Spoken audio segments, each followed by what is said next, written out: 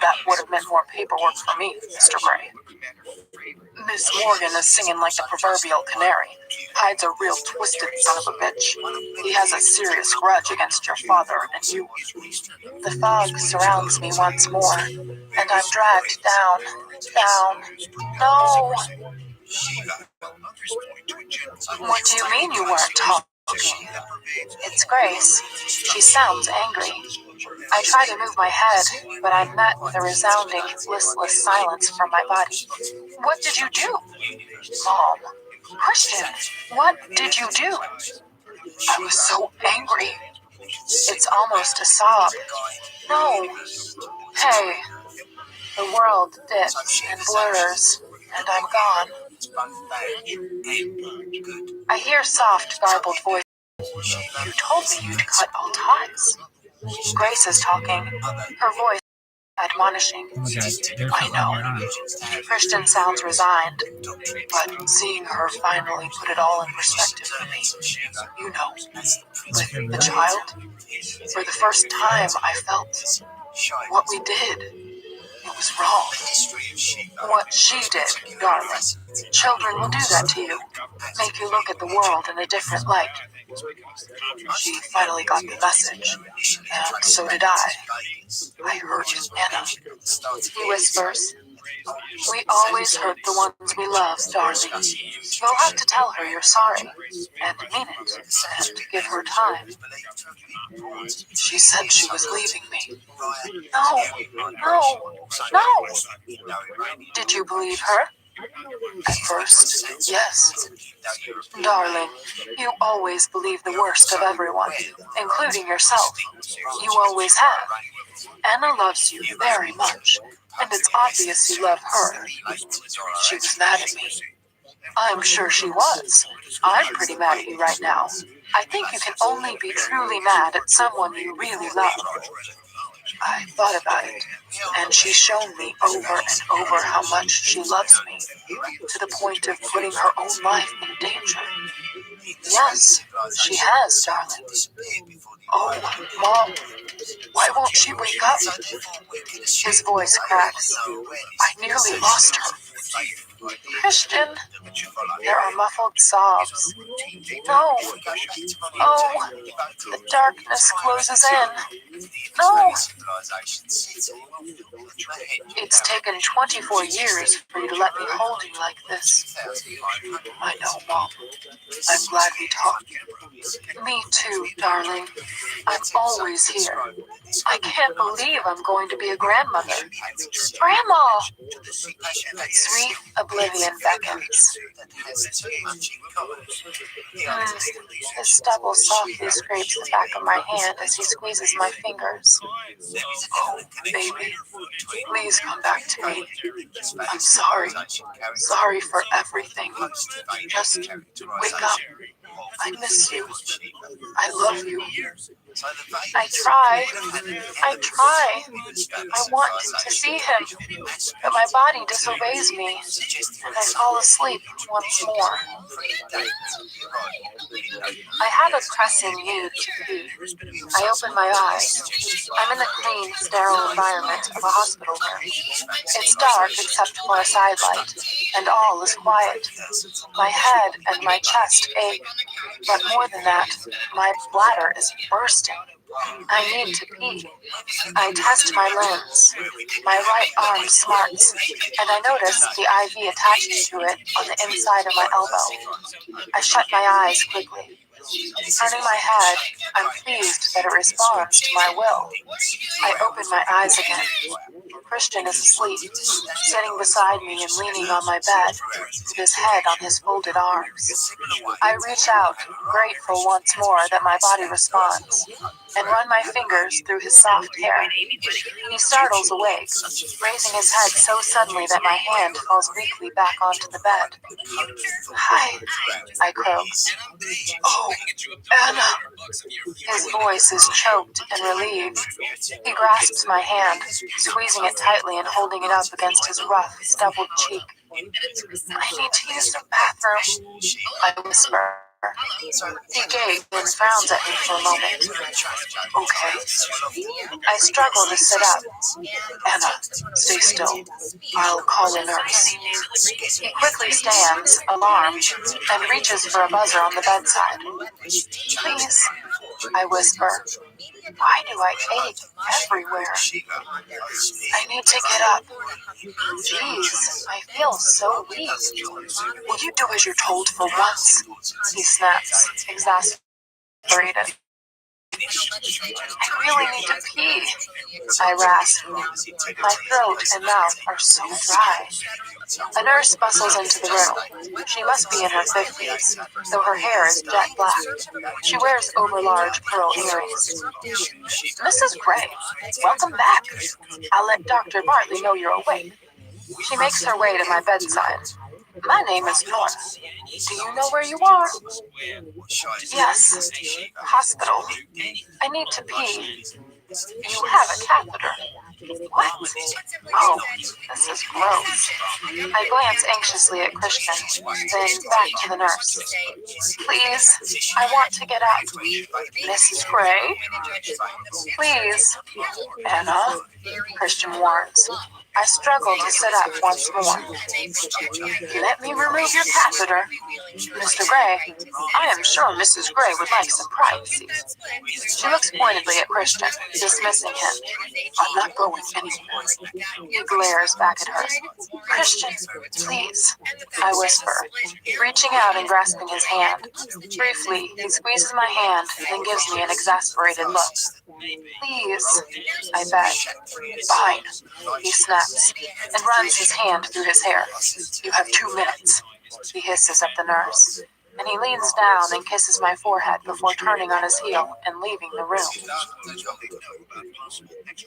Christian bursts back into the room 2 minutes later as Nurse Nora is helping me out of bed. I'm dressed in a thin hospital gown. I don't remember being stripped. Let me take her, he says and strides toward us. Mr. Gray, I can manage. Nurse Nora scolds him. He gives her a hostile glare. Damn it, she's my wife. I'll take her, he says through gritted teeth as he moves the IV stand out of his way. Mr. Gray, she protests. He ignores her, leans down, and gently lifts me off the bed. I wrap my arms around his neck, my body complaining. Jeez, I ache everywhere. He carries me to the ensuite bathroom while Nurse Nora follows us, pushing the IV stand. Mrs. Gray, you're too light, he mutters disapprovingly as he sets me gently on my feet. I sway. My legs feel like jello. Christian flips the light switch and I'm momentarily blinded by the fluorescent lamp that pings and flickers to life. Sit before you fall, he snaps, still holding me. Tentatively, I sit down on the toilet. Go! I try to wave him out. No, just pee, Anna. Could this be any more embarrassing? I can't. Not with you here. You might fall. Mr. Gray! We both ignore the nurse. Please, I beg. He raises his hands in defeat. I'll stand outside. Door open.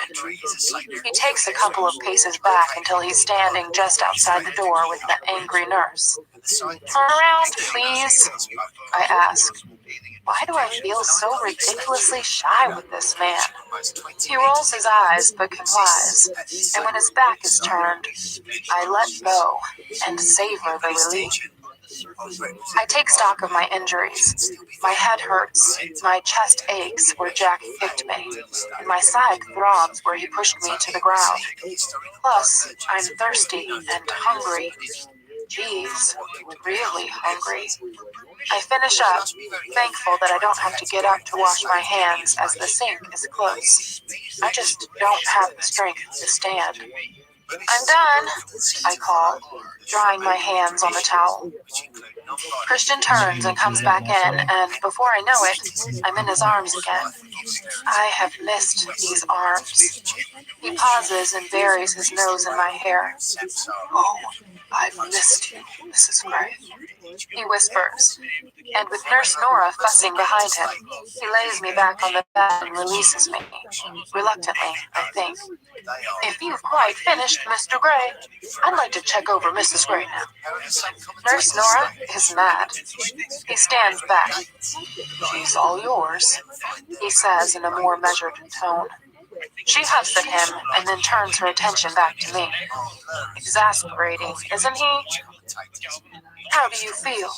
She asks me, her voice laced with sympathy and a trace of irritation, which I suspect is for Christian's benefit. Sore and thirsty, very thirsty, I whisper. I'll fetch you some water once I've checked your vitals and Dr. Bartley has examined you. She reaches for a blood pressure cuff and wraps it around my upper arm. I glance anxiously up at Christian. He looks dreadful, haunted even, as if he hasn't slept for days. His hair is a mess.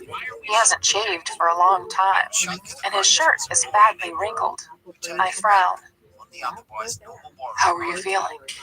Ignoring the nurse, he sits down on the bed out of arm's reach.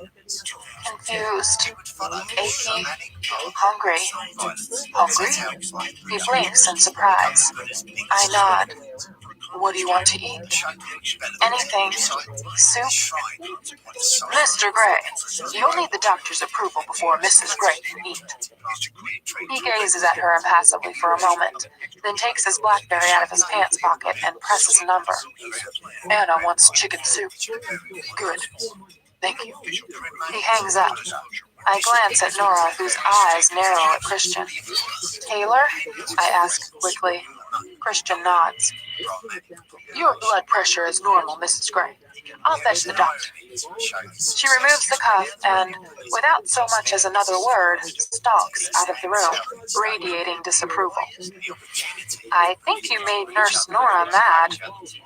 I have that effect on women. He smirks.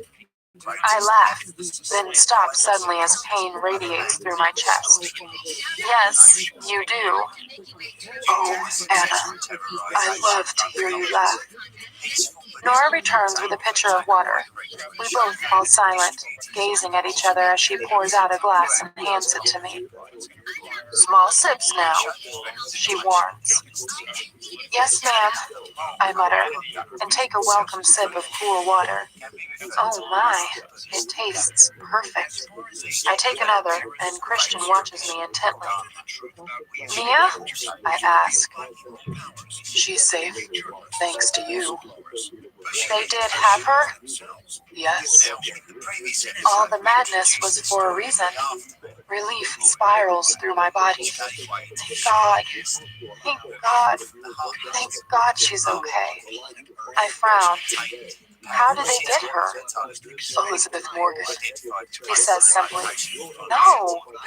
He nods. She picked her up at Mia's gym. I frown, still not understanding. Anna, I'll fill you in on the details later. Mia is fine, all things considered. She was drugged. She's groggy now and shaken up, but by some miracle, wasn't harmed.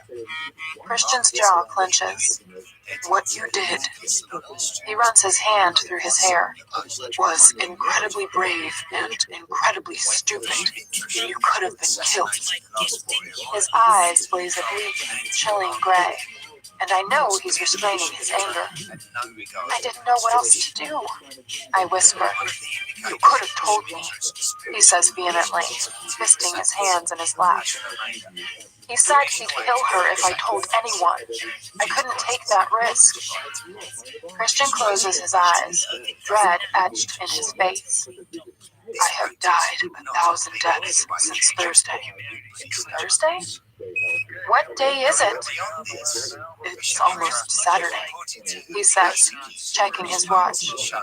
You've been unconscious for more than 24 hours. Oh.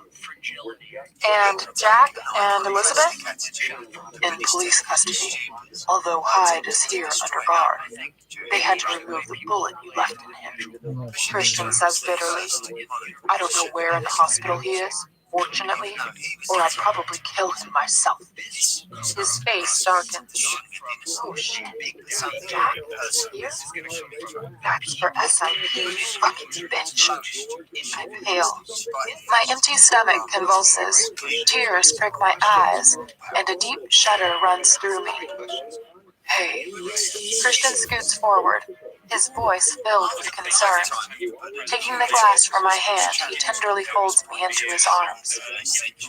You're safe now, he murmurs against my hair, his voice hoarse.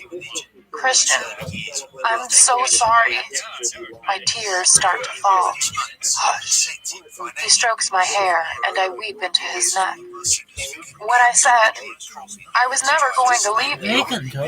Hush, baby. I know. You do? His admission halts my tears. I worked it out, eventually. Honestly, Anna, what were you thinking? His tone is strained. You took me by surprise, I mutter into his shirt collar. When we spoke at the bank, thinking I was leaving you, I thought you knew me better. I've said to you over and over I would never leave. But after the appalling way I behaved, his voice is barely audible, and his arms tighten around me. I thought for a short time that I'd lost you. No, Christian, never. I didn't want you to interfere and put Mia's life in danger. He sighs, and I don't know if it's from anger, exasperation, or hurt. How did you work it out? I ask quickly to distract him from his line of thought. He tucks my hair behind my ear. I'd just touched down in Seattle when the bank called. Last I'd heard, you were ill and going home. So you were in Portland when Sawyer called you from the car? We were just about to take off.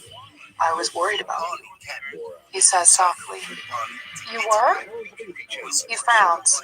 Of course I was. He skirts his thumb over my bottom lip. I spend my life worrying about you. You know that. Christian. Jack called me at the office, I murmur. He gave me 2 hours to get the money. I shrug. I had to leave, and it just seemed the best excuse. Christian's mouth presses into a hard line. And you gave Sawyer the slip. He's mad at you as well. As well? As well as me. I tentatively touch his face, running my fingers over his stubble. He closes his eyes, leaning into my fingers. Don't be mad at me. Please, I whisper. I am so mad at you. What you did was monumentally stupid, bordering on insane. I told you. I didn't know what else to do. You don't seem to have any regard for your personal safety. And it's not just you now, he adds angrily. My lip trembles. He's thinking about our little blip. The door opens, startling us both, and a young African-American woman in a white coat over gray scrubs strides in. Good evening, Mrs. Gray. I'm Dr. Bartley. She starts to examine me thoroughly, shining a light in my eyes, making me touch her fingers, then my nose, while closing first one eye and then the other, and checking all my reflexes. But her voice is soft and her touch gentle. She has a warm bedside manner. Nurse Nora joins her, and Christian wanders to the corner of the room and makes some calls, while the two of them tend to me. It's hard to concentrate on Dr. Bartley, Nurse Nora, and Christian at the same time. But I hear him call his father, my mother, and Kate to say I'm awake. Finally, he leaves a message for Ray. Ray, oh shit. A vague memory of his voice comes back to me. He was here. Yes, while I was still unconscious. Dr. Bartley checks my ribs, her fingers probing gently but firmly. I wince. These are bruised, not cracked or broken. You were very lucky, Mrs. Gray. I scowl. Lucky? Not the word I would have chosen. Christian glowers at her too. He mouths something at me. I think it's foolhardy, but I'm not sure. I'll prescribe some painkillers. You'll need them for this and for the headache you must have. But all's looking as it should, Mrs. Gray. I suggest you get some sleep. Depending on how you feel in the morning, we may let you go home. My colleague, Dr. Singh, will be attending you then. Thank you. There's a knock on the door, and Taylor enters, bearing a black cardboard box with Fairmont Olympic emblazoned in cream on the side. Holy cow! Food, Dr. Bartley says. Mrs. Gray is hungry, Christian says. This is chicken soup. Dr. Bartley smiles. Soup will be fine. Just the broth. Nothing heavy. She looks pointedly at both of us, then exits the room with Nurse Nora. Christian pulls the wheeled tray over to me, and Taylor places the box on it. Welcome back, Mrs. Gray. Hello, Taylor. Thank you. You're most welcome, ma'am. I think he wants to say more, but he holds off. Christian is unpacking the box, producing a thermos, soup bowl, side plate, linen soup spoon, a small basket of bread rolls, silver salt and pepper shakers. The Olympic has gone all out. This is great, Taylor.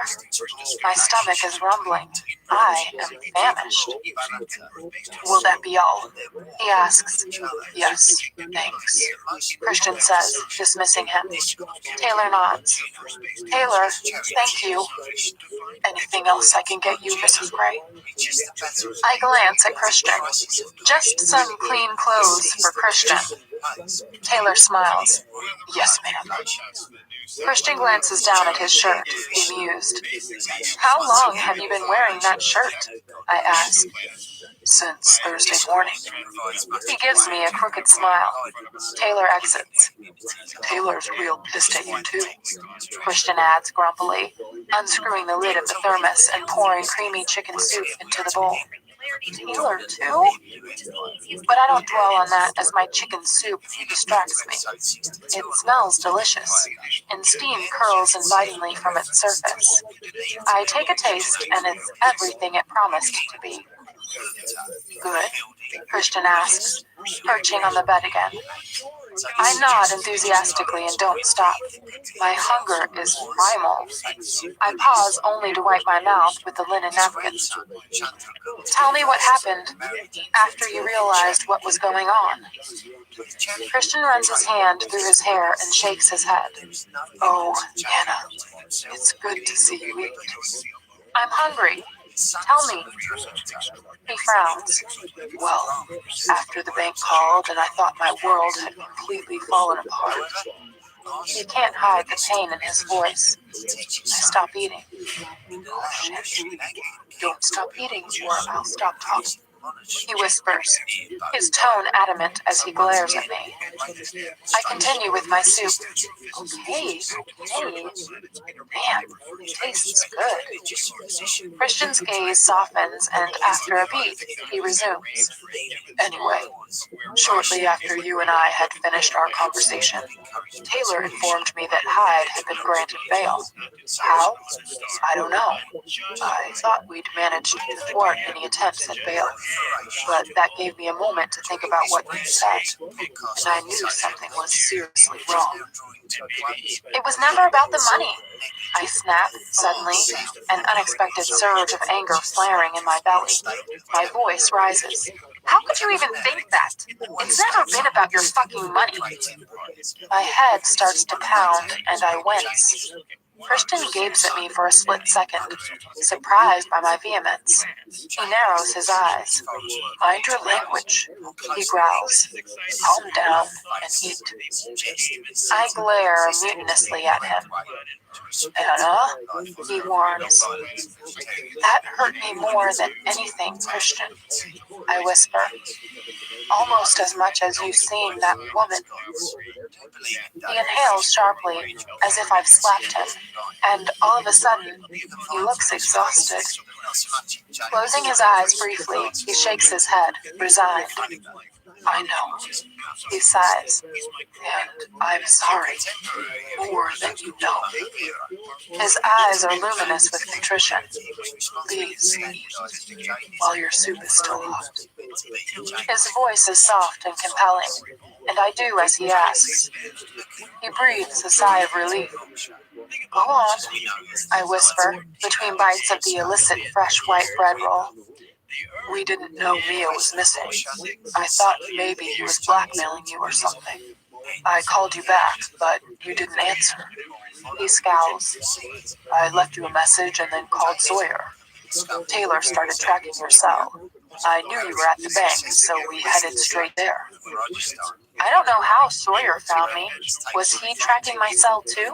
The Saab is fitted with a tracking device. All our cars are. By the time we got near the bank, you were already on the move, and we followed. Why are you smiling? On some level, I knew you'd be stalking me. And that is amusing because, he asks, Jack had instructed me to get rid of my cell, so I borrowed Whelan's cell, and that's the one I threw away. I put mine into one of the duffel bags so you could track your money. Christian sighs. Our money, Anna. He says quietly, eat. I wipe my soup bowl with the last of my bread and pop it into my mouth. For the first time in a long while, I feel replete in spite of our conversation. Finished. Good girl. There's a knock on the door and Nurse Nora enters once more, carrying a small paper cup. Christian clears away my plate and starts putting all the items back into the box. Pain relief. Nora smiles, showing me the white pill in the paper cup. Is this okay to take? You know, with the baby? Yes, Mrs. Gray. It's Lortab. It's fine. It won't affect the baby. I nod gratefully. My head is pounding. I swallow it down with a sip of water. You want to rest, Mrs. Gray. Nurse Nora looks pointedly at Christian. He nods. No! You're going? I exclaim, panic setting in. Don't go!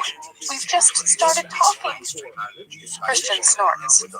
If you think for one moment I'm going to let you out of my sight, Mrs. Gray, you are very much mistaken. Nora huffs, but hovers over me and readjusts my pillows so that I have to lie down.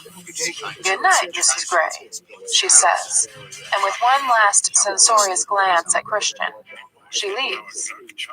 He raises an eyebrow as she closes the door. I don't think Nurse Nora approves of me. He stands by the bed, looking tired, and despite the fact that I want him to stay, I know I should try to persuade him to go home. You need rest too, Christian.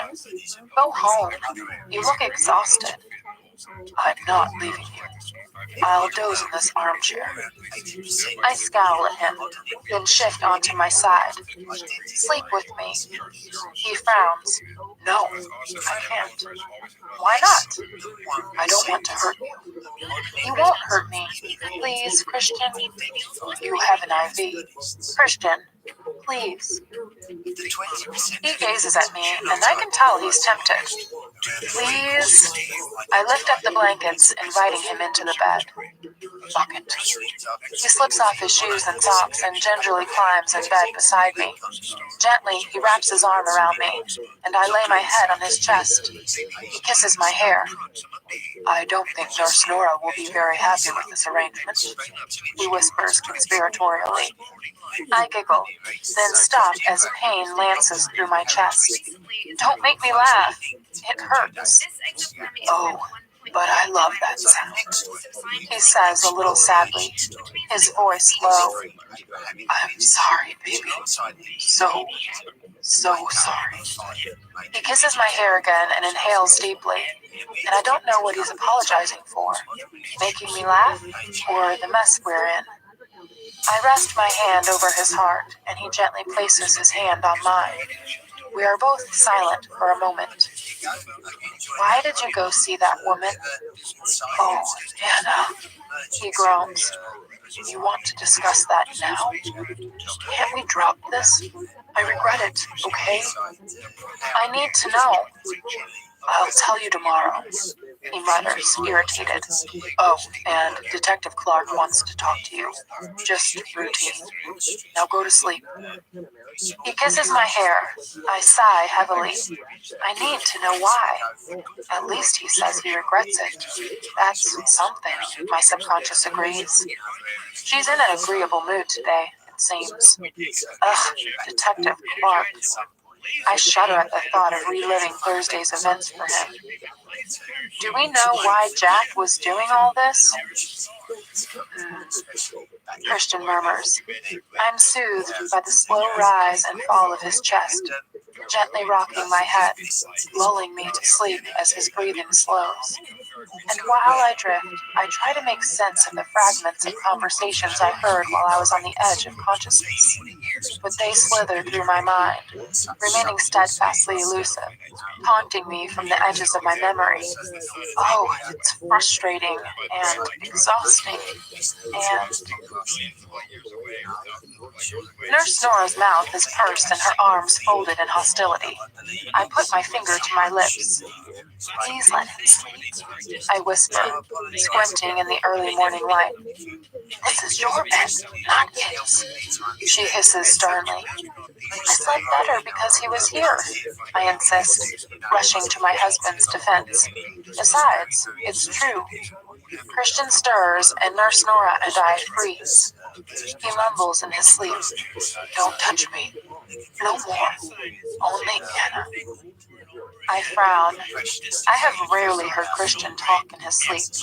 Admittedly, that might be because he sleeps less than I do. I've only ever heard his nightmares. His arms tighten around me, squeezing me, and I wince. Mrs. Gray? Nurse Nora glowers. Please, I beg. She shakes her head, turns on her heel, and leaves, and I snuggle up against Christian again. When I wake, Christian is nowhere to be seen. The sun is blazing through the windows, and I can now really appreciate the room. I have flowers. I didn't notice them the night before. Several bouquets.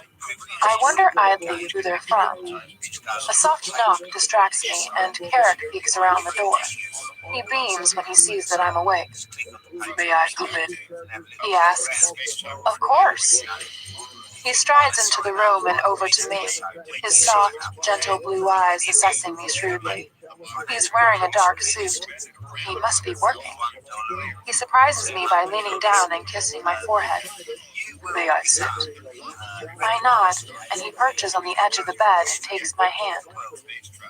I don't know how to thank you for my daughter. You crazy, brave, darling girl. What you did probably saved her life. I will be forever in your debt. His voice wavers, filled with gratitude and compassion. Oh, I don't know what to say. I squeeze his hand but remain mute. How are you feeling? Better. Sore, I say for honesty's sake. Have they given you meds for the pain? Or something. Good. Where's Christian? I don't know. When I woke up, he was gone. He won't be far away, I'm sure. He wouldn't leave you while you were unconscious. I know. He's a little mad at you, as he should be. Eric smirks. Ah, this is where Christian gets it from. Christian is always mad at me. Is he? Eric smiles, pleased, as if this is a good thing. His smile is infectious. How's Mia? His eyes cloud and his smile vanishes. She's better. Mad as hell. I think anger is a healthy reaction to what happened to her. Is she here? No, she's back at home. I don't think Grace will let her out of her sight. I know how that feels. You need watching too, he admonishes. I don't want you taking any more silly risks with your life or the life of my grandchild. I flush. He knows. Grace read your chart. She told me. Congratulations. Thank you. He gazes down at me, and his eyes soften, though he frowns at my expression. Christian will come around, he says gently. This will be the best thing for him. Just give him some time. I nod. Oh, they've spoken. I'd better go. I'm due in court. He smiles and rises. I'll check in on you later. Grace speaks highly of Dr. Singh and Dr. Bartlett. They know what they're doing. He leans down and kisses me once more. I mean it, Anna. I can never repay what you've done for us. Thank you. I look up at him, blinking back tears, suddenly overwhelmed, and he strokes my cheek affectionately. Then he turns on his heel and leaves. Oh my, I'm reeling from his gratitude. Perhaps now I can let the prenup debacle go. My subconscious nods sagely in agreement with me yet again. I shake my head and gingerly get out of bed. I'm relieved to find that I am much steadier on my feet than I was yesterday. In spite of Christian sharing the bed, I have slept well and feel refreshed. My head still aches, but it's a dull, nagging pain, nothing like the pounding yesterday. I'm stiff and sore, but I just need a bath. I feel grimy. I head into the ensuite. Anna! Christian shouts. I'm in the bathroom, I call as I finish brushing my teeth. That feels better. I ignore my reflection in the mirror. Crap, I look a mess.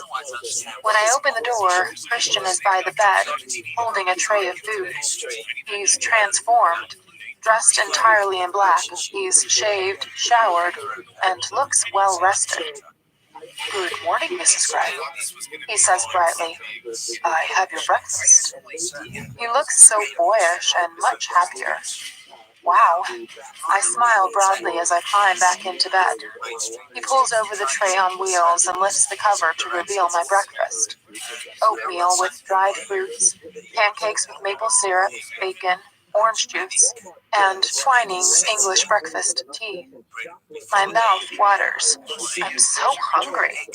I down the orange juice in a few gulps and dig into the oatmeal. Christian sits down on the edge of the bed to watch. He smirks. What?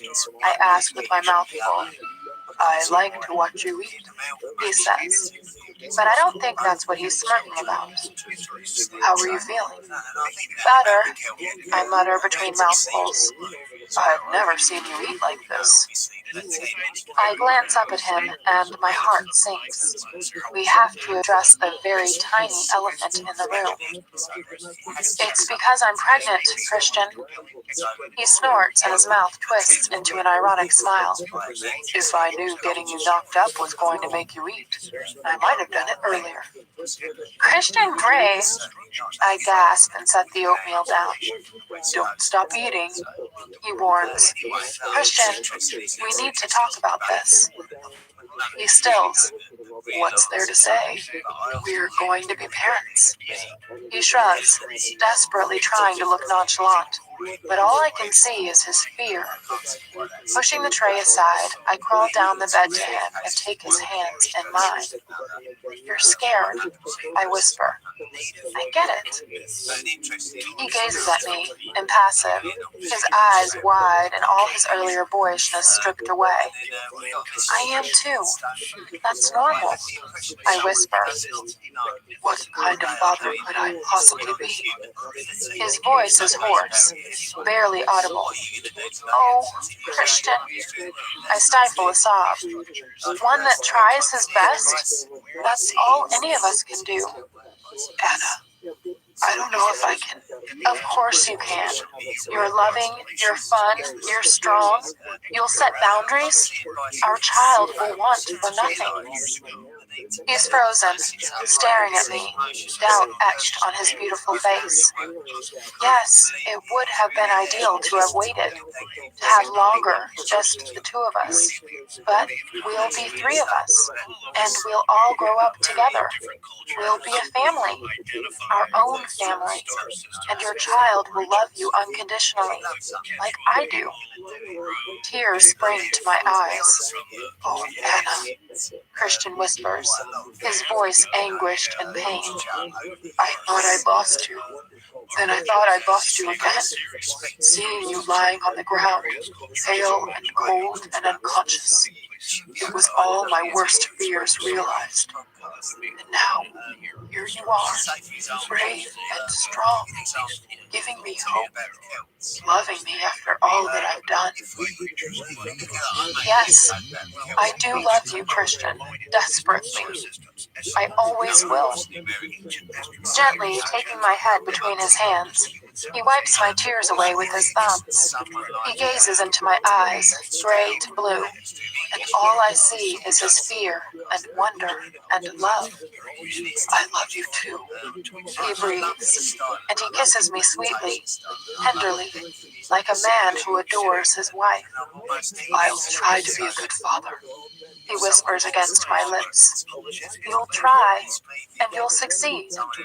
And let's face it, you don't have much choice in the matter, because Blip and I are not going anywhere.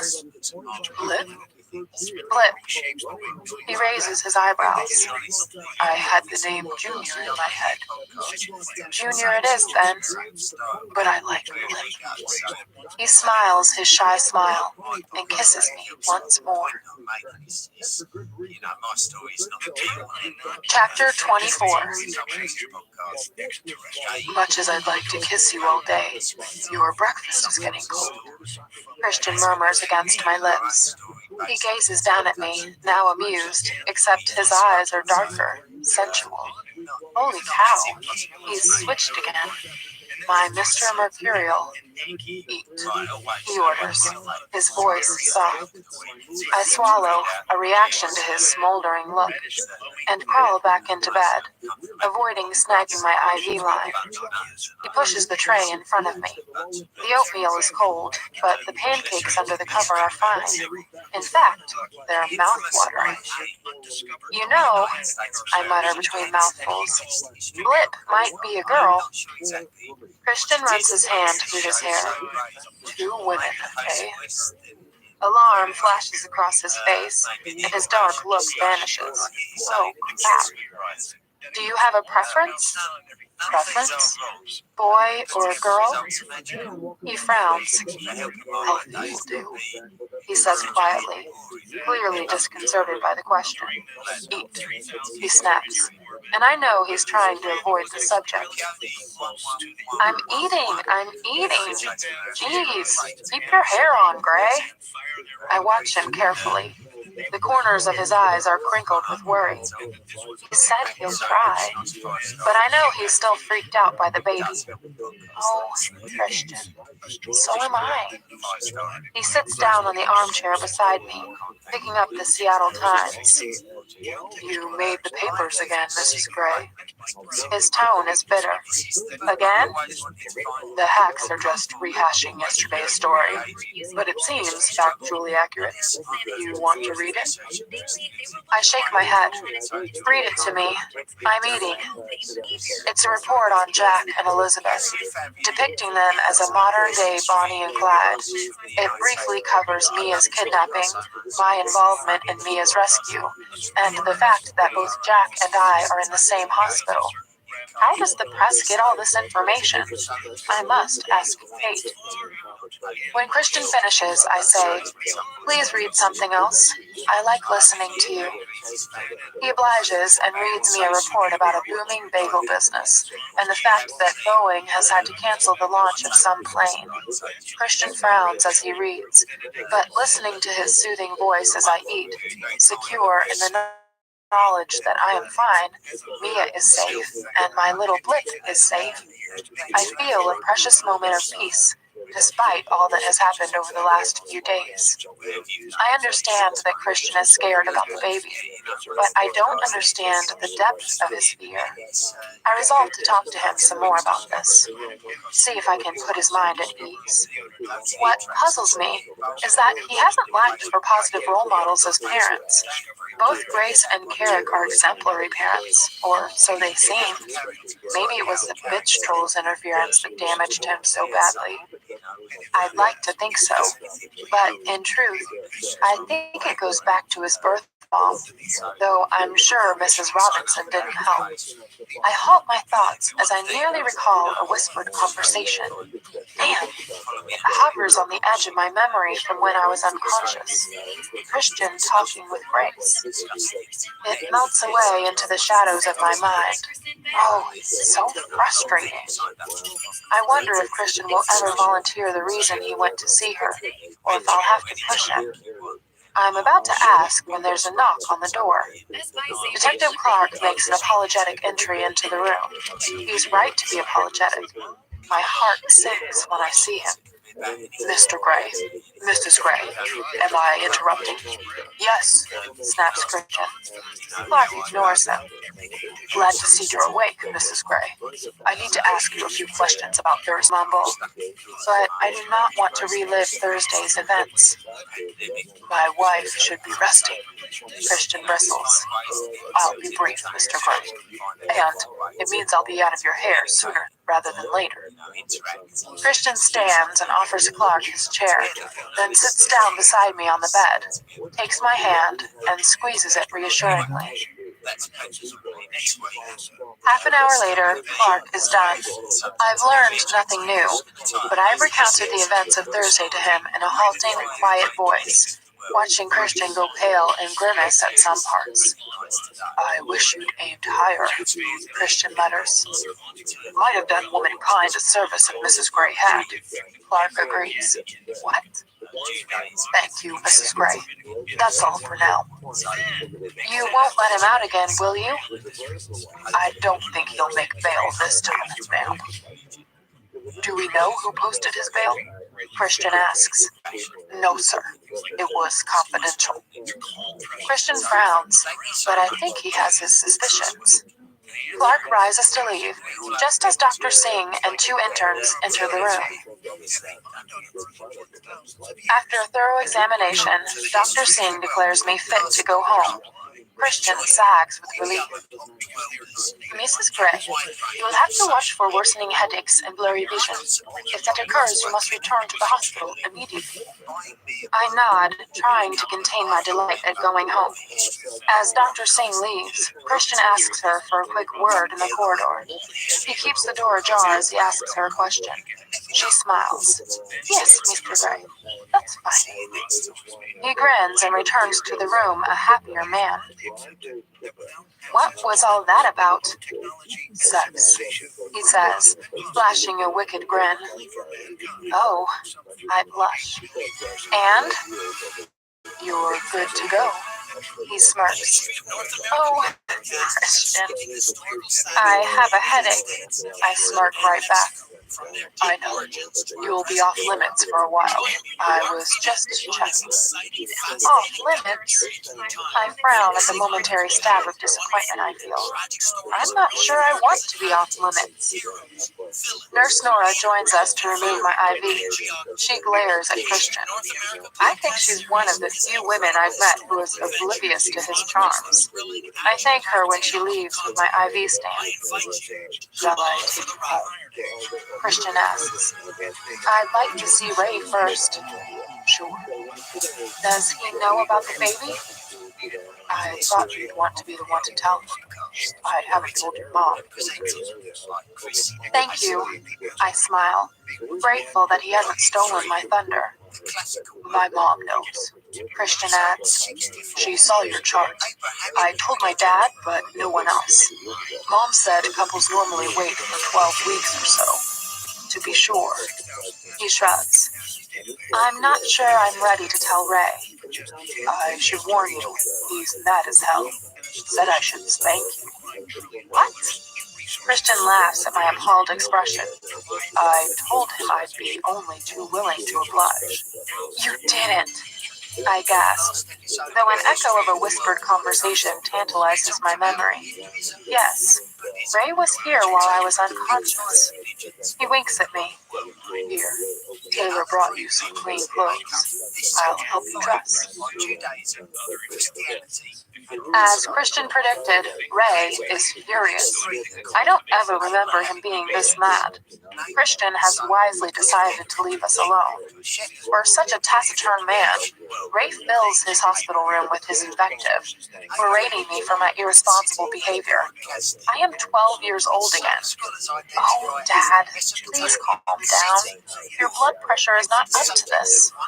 And I've had to deal with your mother. He grumbles, waving both of his hands in exasperation. Dad, I'm sorry. And poor Christian. I've never seen him like that. He's aged. We've both aged years over the past couple of days. Ray, I'm sorry. Your mother is waiting for your call, he says in a more measured tone. I kiss his cheek, and finally he relents from his tirade. I'll call her. I really am sorry, but thank you for teaching me to shoot. For a moment, he regards me with ill-concealed paternal pride. I'm glad you can shoot straight, he says, his voice gruff. Now, go on home and get some rest. You look well, Dad. I try to change the subject. You look pale. His fear is suddenly evident. His look mirrors Christian's from last night, and I grasp his hand. I'm okay. I promise I won't do anything like that again. He squeezes my hand and pulls me into a hug. If anything happened to you, he whispers, his voice hoarse and low. Tears prick my eyes. I am not used to displays of emotion from my stepmother. Dad, I'm good. Nothing that a hot shower won't cure. We leave through the rear exit of the hospital to avoid the paparazzi gathered at the entrance. Taylor leads us to the waiting SUV. Christian is quiet as Sawyer drives us home. I avoid Sawyer's gaze in the rearview mirror, embarrassed that the last time I saw him was at the bank when I gave him the slip. I call my mom, who sobs and sobs. It takes most of the journey home to calm her down, but I succeed by promising that we'll visit soon. Throughout my conversation with her, Christian holds my hand, brushing his thumb across my knuckles. He's nervous. Something's happened. What's wrong? I ask when I'm finally free from my mother. Welch wants to see me. Welch? Why? He's found something out about that fucker Hyde. Christian's lip curls into a snarl, and a frisson of fear passes through me. He didn't want to tell me on the phone. Oh, he's coming here this afternoon from Detroit. You think he's found a connection? Christian nods. What do you think it is? I have no idea. Christian's brow furrows, perplexed. Taylor pulls into the garage at a Scala and stops by the elevator to let us out before he parks. In the garage, we can avoid the attention of the waiting photographers. Christian ushers me out of the car. Keeping his arm around my waist, he leads me to the waiting elevator. Glad to be home? He asks. Yes, I whisper. But as I stand in the familiar surroundings of the elevator, the enormity of what I've been through crashes over me, and I start to shake. Hey, Christian wraps his arms around me and pulls me close. You're home. You're safe. he says, kissing my hair. Oh, Christian. A dam I didn't even know was in place bursts, and I start to sob. Hush now, Christian whispers, cradling my head against his chest. But it's too late. I weep, overwhelmed into his t-shirt, recalling Jack's vicious attack. That's for SIP, you fucking bitch. Telling Christian I was leaving. You're leaving me? And my fear, my gut-wrenching fear for Mia, for myself, and for little Blip. When the doors of the elevator slide open, Christian picks me up like a child and carries me into the foyer. I wrap my arms around his neck and cling to him, keening quietly. He carries me through to our bathroom and gently settles me on the chair. Bad? He asks. I shake my head. No, not like Layla. Shower. His voice is choked with concern. Through my tears, I nod. I want to wash away the grime of the last few days, wash away the memory of Jack's attack. You gold-digging whore. I sob into my hands as the sound of the water cascading from the shower echoes off the walls. Hey, Christian croons. Kneeling in front of me, he pulls my hands away from my tear-stained cheeks and cups my face in his hands. I gaze at him, blinking away my tears. You're safe. You both are, he whispers. Blip and me. My eyes brim with tears again. Stop now. I can't bear it when you cry. His voice is hoarse. His thumbs wipe my cheeks, but my tears still flow. I'm sorry, Christian. Just sorry for everything. For making you worry, for risking everything, for the things I said. Hush, baby, please. He kisses my forehead. I'm sorry. It takes two to tango, Anna. He gives me a crooked smile. Well, that's what my mom always says. I said things and did things I'm not proud of. His gray eyes are bleak but penitent. Let's get going. His voice is soft. I wipe my nose with the back of my hand, and he kisses my forehead once more. Briskly, he strips me, taking particular care as he pulls my t-shirt over my head. But my head is not too sore. Leading me to the shower, he peels off his own clothing in record time before stepping into the welcome hot water with me. He pulls me into his arms and holds me for the longest time, as the water gushes over us, soothing us both. He lets me cry into his chest. Occasionally he kisses my hair, but he doesn't let go. He just rocks me gently beneath the warm water. Feel his skin against mine, his chest hair against my cheek. This man I love, this self-doubting, beautiful man, the man I could have lost through my own recklessness. I feel empty and aching at the thought, but grateful that he's here, still here, despite everything that's happened. He has some explaining to do, but right now I want to revel in the feel of his comforting, protective arms around me. And in that moment, it occurs to me, any explanations on his part have to come from him. I can't force him. He's got to want to tell me. I won't be cast as the nagging wife, constantly trying to wheedle information out of her husband. It's just exhausting. I know he loves me. I know he loves me more than he has ever loved anyone. And for now, that's enough. The realization. I stop crying and step back. Better? He asks. I nod. Good. Let me look at you, he says, and for a moment, I don't know what he means. But he takes my hand and examines the arm I fell on when Jack hit me. There are bruises on my shoulder and scrapes at my elbow and wrist. He kisses each of them. He grabs the washcloth and shower gel from the rack, and the sweet, familiar scent of jasmine fills my nostrils. Turn around. Gently, he proceeds to wash my injured arm, then my neck, my shoulders, my back, and my other arm. He turns me sideways and traces his long fingers down my side. I wince as they skate over the large bruise at my hip. Christian's eyes harden and his lips thin. His anger is palpable as he whistles through his teeth. It doesn't hurt, I murmur to reassure him. Blazing gray eyes meet mine. I want to kill him. I nearly did, he whispers cryptically. I frown, then shiver at his bleak expression.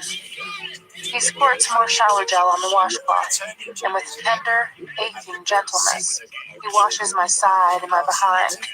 Then, kneeling, moves down my legs. He pauses to examine my knee. His lips brush over the bruise before he returns to washing my legs and my feet. Reaching down, I caress his head, running my fingers through his wet hair. He stands, and his fingers trace the outline of the bruise on my ribs where Jack kicked me. Oh, baby, he groans, his voice filled with anguish, his eyes dark with fury. I'm okay. I pull his head down to mine and kiss his lips. He is hesitant to reciprocate, but as my tongue meets his body stirs against me. No, he whispers against my lips, and he pulls back. Let's get you clean. His face is serious. Damn, he means it. I pout, and the atmosphere between us lightens in an instant. He grins and kisses me briefly. Clean, he emphasizes. Not dirty. I like dirty. Me too, Mrs. Gray. But not now. Not here. He grabs the shampoo, and before I can persuade him otherwise, he's washing my hair. I love clean, too. I feel refreshed and reinvigorated, and I don't know if it's from the shower, the crying, or my decision to stop hassling Christian about everything. He wraps me in a large towel and drapes one around his hips while I gingerly dry my hair. My head aches, but it's a dull, persistent pain that is more than manageable. I have some painkillers from Dr. Singh, but she's asked me not to use them unless I have to. As I dry my hair, I think about Elizabeth. I still don't understand why Elizabeth was involved with Jack. I do, Christian mutters darkly. This is news. I frown up at him, but I'm distracted.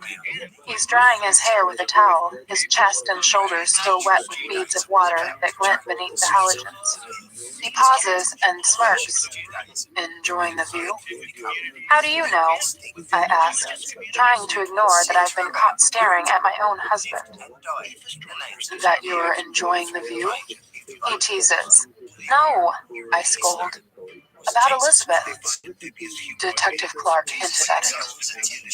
I give him my tell me more expression, and another nagging memory from when I was unconscious surfaces. Clark was in my room. I wish I could remember what he said. I've had videos of all of them, on several USB flash drives. What? I frown, my skin tightening across my forehead. Videos of him fucking her and fucking all his PAs. Oh, exactly. Blackmail material. He likes it rough. Christian frowns, and I watch confusion followed by disgust cross his face. He pales as his disgust turns to self-loathing. Of course. Christian likes it rough too. Don't! The word is out of my mouth before I can stop it. His frown deepens. Don't what? He stills and regards me with apprehension. You aren't anything like him. Christian's eyes harden, but he says nothing, confirming that's exactly what he's thinking. You're not. My voice is adamant. We're cut from the same cloth. No, you're not, I snap, though I understand why he might think so. His dad died in a brawl in a bar. His mother drank herself into oblivion. He was in and out of foster homes as a kid, in and out of trouble too, mainly boosting cars. Spent time in juvie. I recall the information Christian revealed on the plane to Aspen. You both have troubled pasts, and you were both born in Detroit. That's it, Christian. I fist my hands on my hips. Anna, your faith in me is touching, especially in light of the last few days. We'll know more when Watch is here. He is dismissing the subject. Christian, he stops me with a kiss. Enough, he breathes. And I remember the promise I made to myself not to hound him for information. And don't pout, he adds. Come, let me dry your hair. And I know the subject is closed. After dressing in sweatpants and a t-shirt, I sit between Christian's legs as he dries my hair. So, did Clark tell you anything else while I was unconscious? Not that I recall. I heard a few of your conversations. The hairbrush stills in my hair. Did you? He asks, his tone nonchalant. Yes, my dad, your dad, Detective Clark, your mom, and Kate. Kate was there? Briefly, yes. She's mad at you too. I turn in his lap. Stop with the everyone is mad at Anna crap, okay? Just telling you the truth, Christian says, bemused by my outburst. Yes, it was reckless. But you know, your sister was in danger. His face falls. Yes, she was. Switching off the hairdryer, he puts it down on the bed beside him. Grasps my chin. Thank you, he says, surprising me. But no more recklessness, because next time, I will spank the living shit out of you. I gasp. You wouldn't. I would. He's serious. Holy cow. Deadly serious. I have your stepfather's permission. He smirks. He's teasing me. Or is he? I launch myself at him, and he twists so that I fall onto the bed and into his arms. As I land, pain from my ribs shoots through me, and I wince. Christian pales. Behave, he admonishes, and for a moment, he's angry.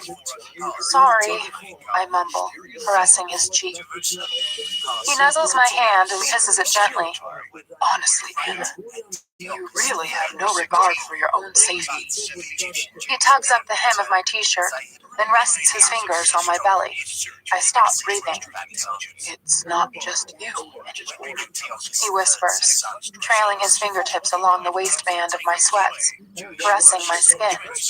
Desire explodes, unexpected, hot, and heavy in my blood. I gasp and Christian tenses, halting his fingers and gazing down at me. He moves his hand up and tucks a stray lock of hair behind my ear. No, he whispers. What? Don't look at me like that. I've seen the bruises, and the answer's no. His voice is firm, and he kisses my forehead. I squirm. Christian, I whine. No, get into bed. He sits up. Bed? You need rest. I need you. He closes his eyes and shakes his head as if it's a great effort of will. When he opens them again, his eyes are bright with his resolve. Just do as you're told, Anna.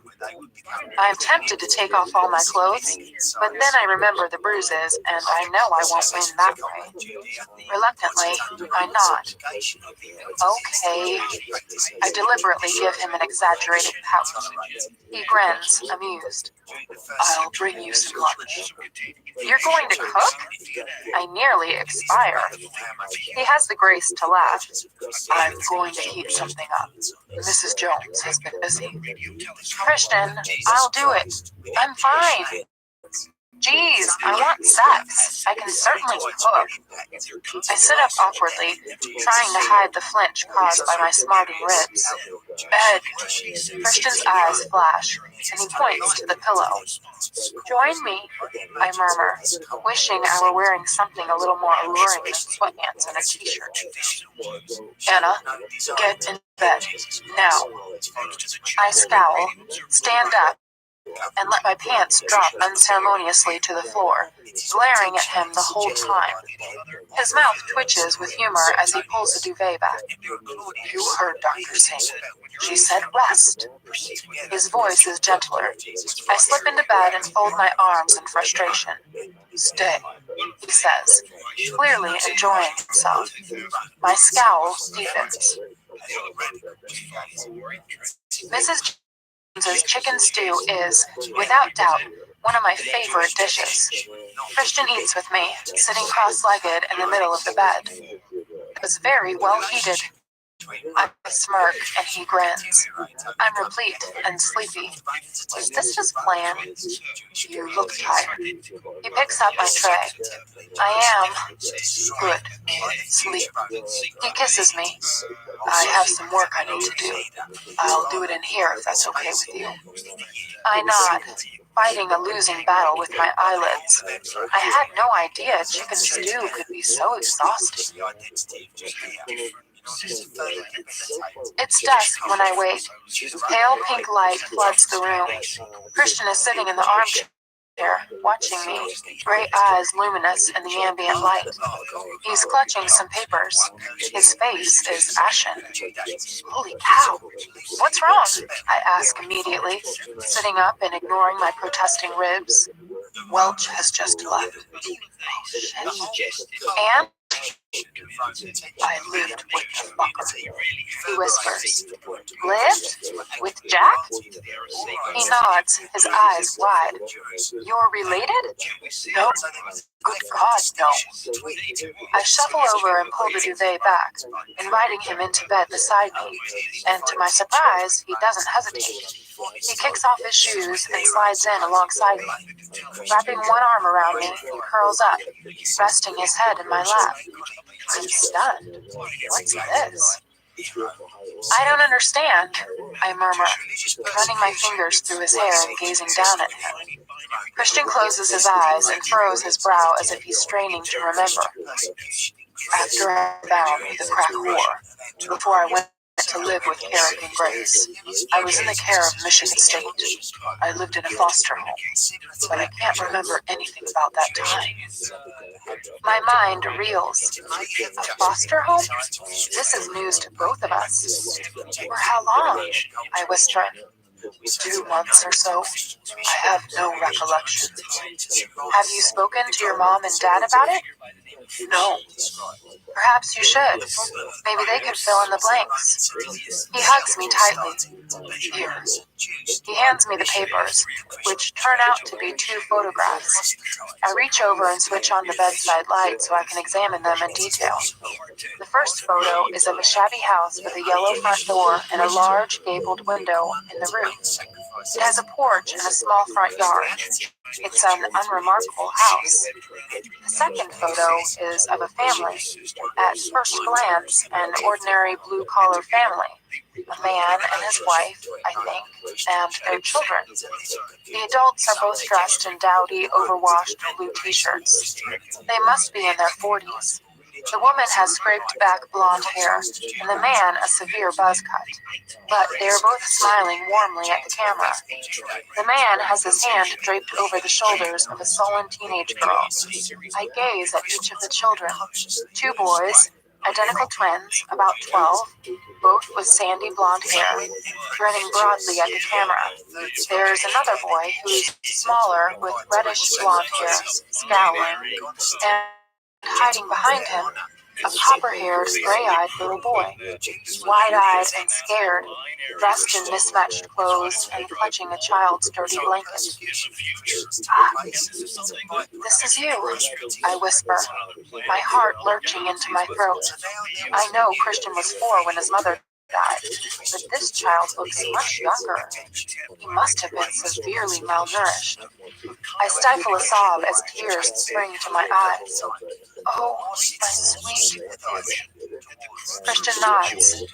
That's me. Welch brought these photos? Yes. I don't remember any of this. His voice is flat and lifeless.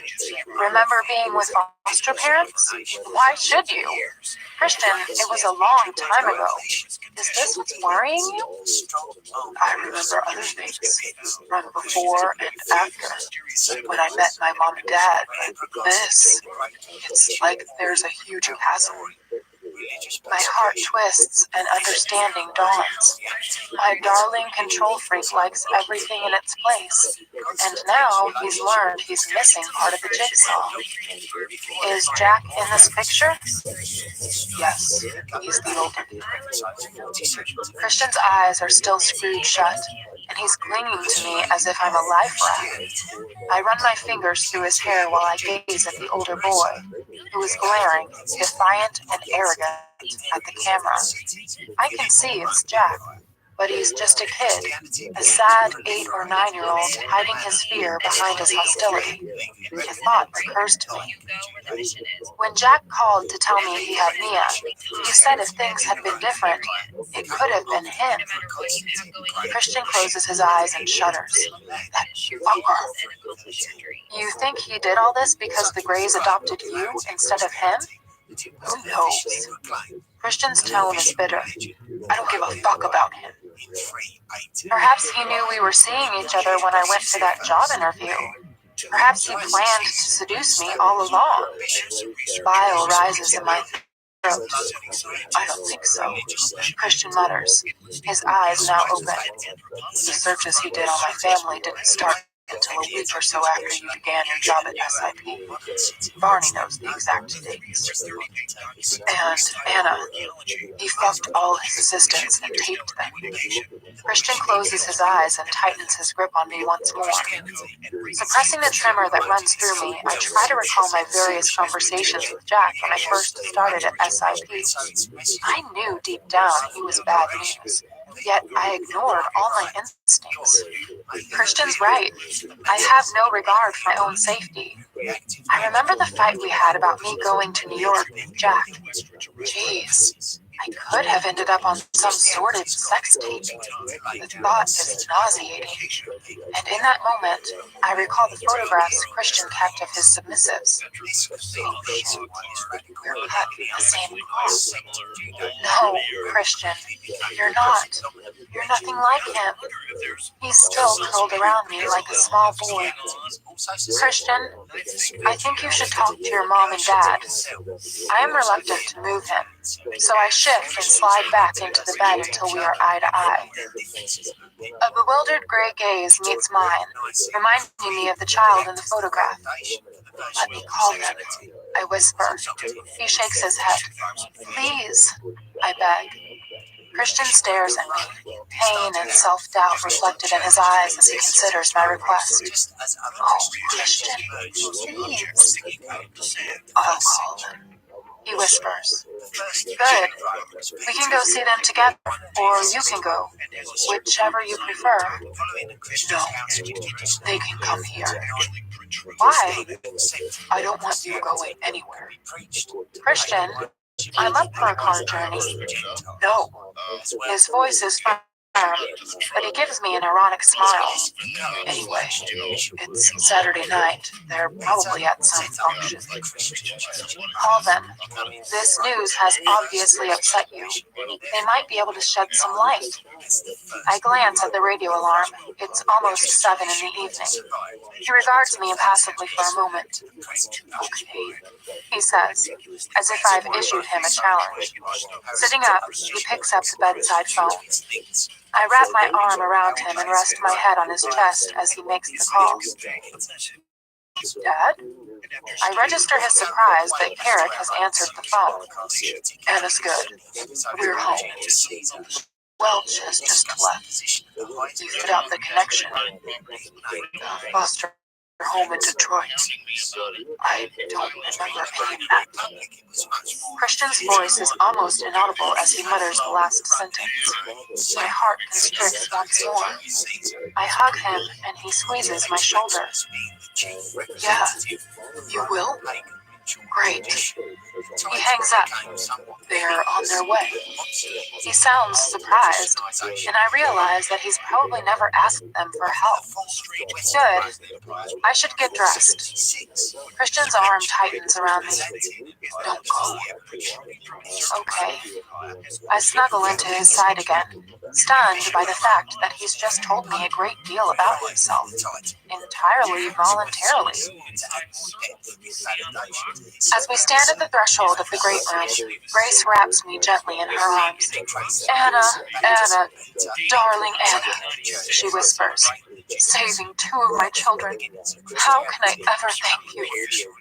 I blush, touched and embarrassed in equal measure by her words. Eric hugs me too, kissing my forehead. Then Mia grabs me, squashing my ribs. I wince and gasp, but she doesn't notice. Thank you for saving me from those assholes. Christian scowls at her. Mia, careful. She's in pain. Oh, sorry. I'm good, I mutter, relieved when she releases me. She looks fine, impeccably dressed in tight black jeans and a pale pink frilly blouse. I'm glad I'm wearing my comfortable wrap dress and flats. At least I look reasonably presentable. Racing over to Christian, Mia curls her arm around his waist. Wordlessly, he hands Grace the photo. She gasps, her hand flying to her mouth to contain her emotion, as she instantly recognizes Christian. Eric wraps his arm around her shoulders as he too examines it. Oh, darling. Grace caresses Christian's cheek. Taylor appears. Mr. Gray, Miss Kavanaugh, her brother, and your brother are coming up soon. Christian frowns. Thank you, Taylor, he mutters, bemused. I called Elliot and told him we were coming over. Mia grins. It's a welcome home party. I sneak a sympathetic glance at my poor husband, as both Grace and Carrot glare at Mia in exasperation. We'd better get some food together, I declare. Mia, will you give me a hand? Oh, I'd love to. I usher her toward the kitchen area as Christian leads his parents into his study. Kate is apoplectic with righteous indignation that's aimed at me and Christian, but most of all, Jack and Elizabeth.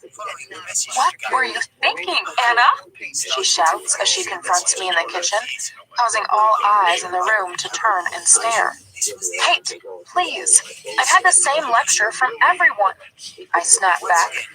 She glares at me, and for 1 minute I think I'm going to be subjected to a Catherine Kavanaugh How Not to Succumb to Kidnappers lecture, but instead, she folds me in her arms.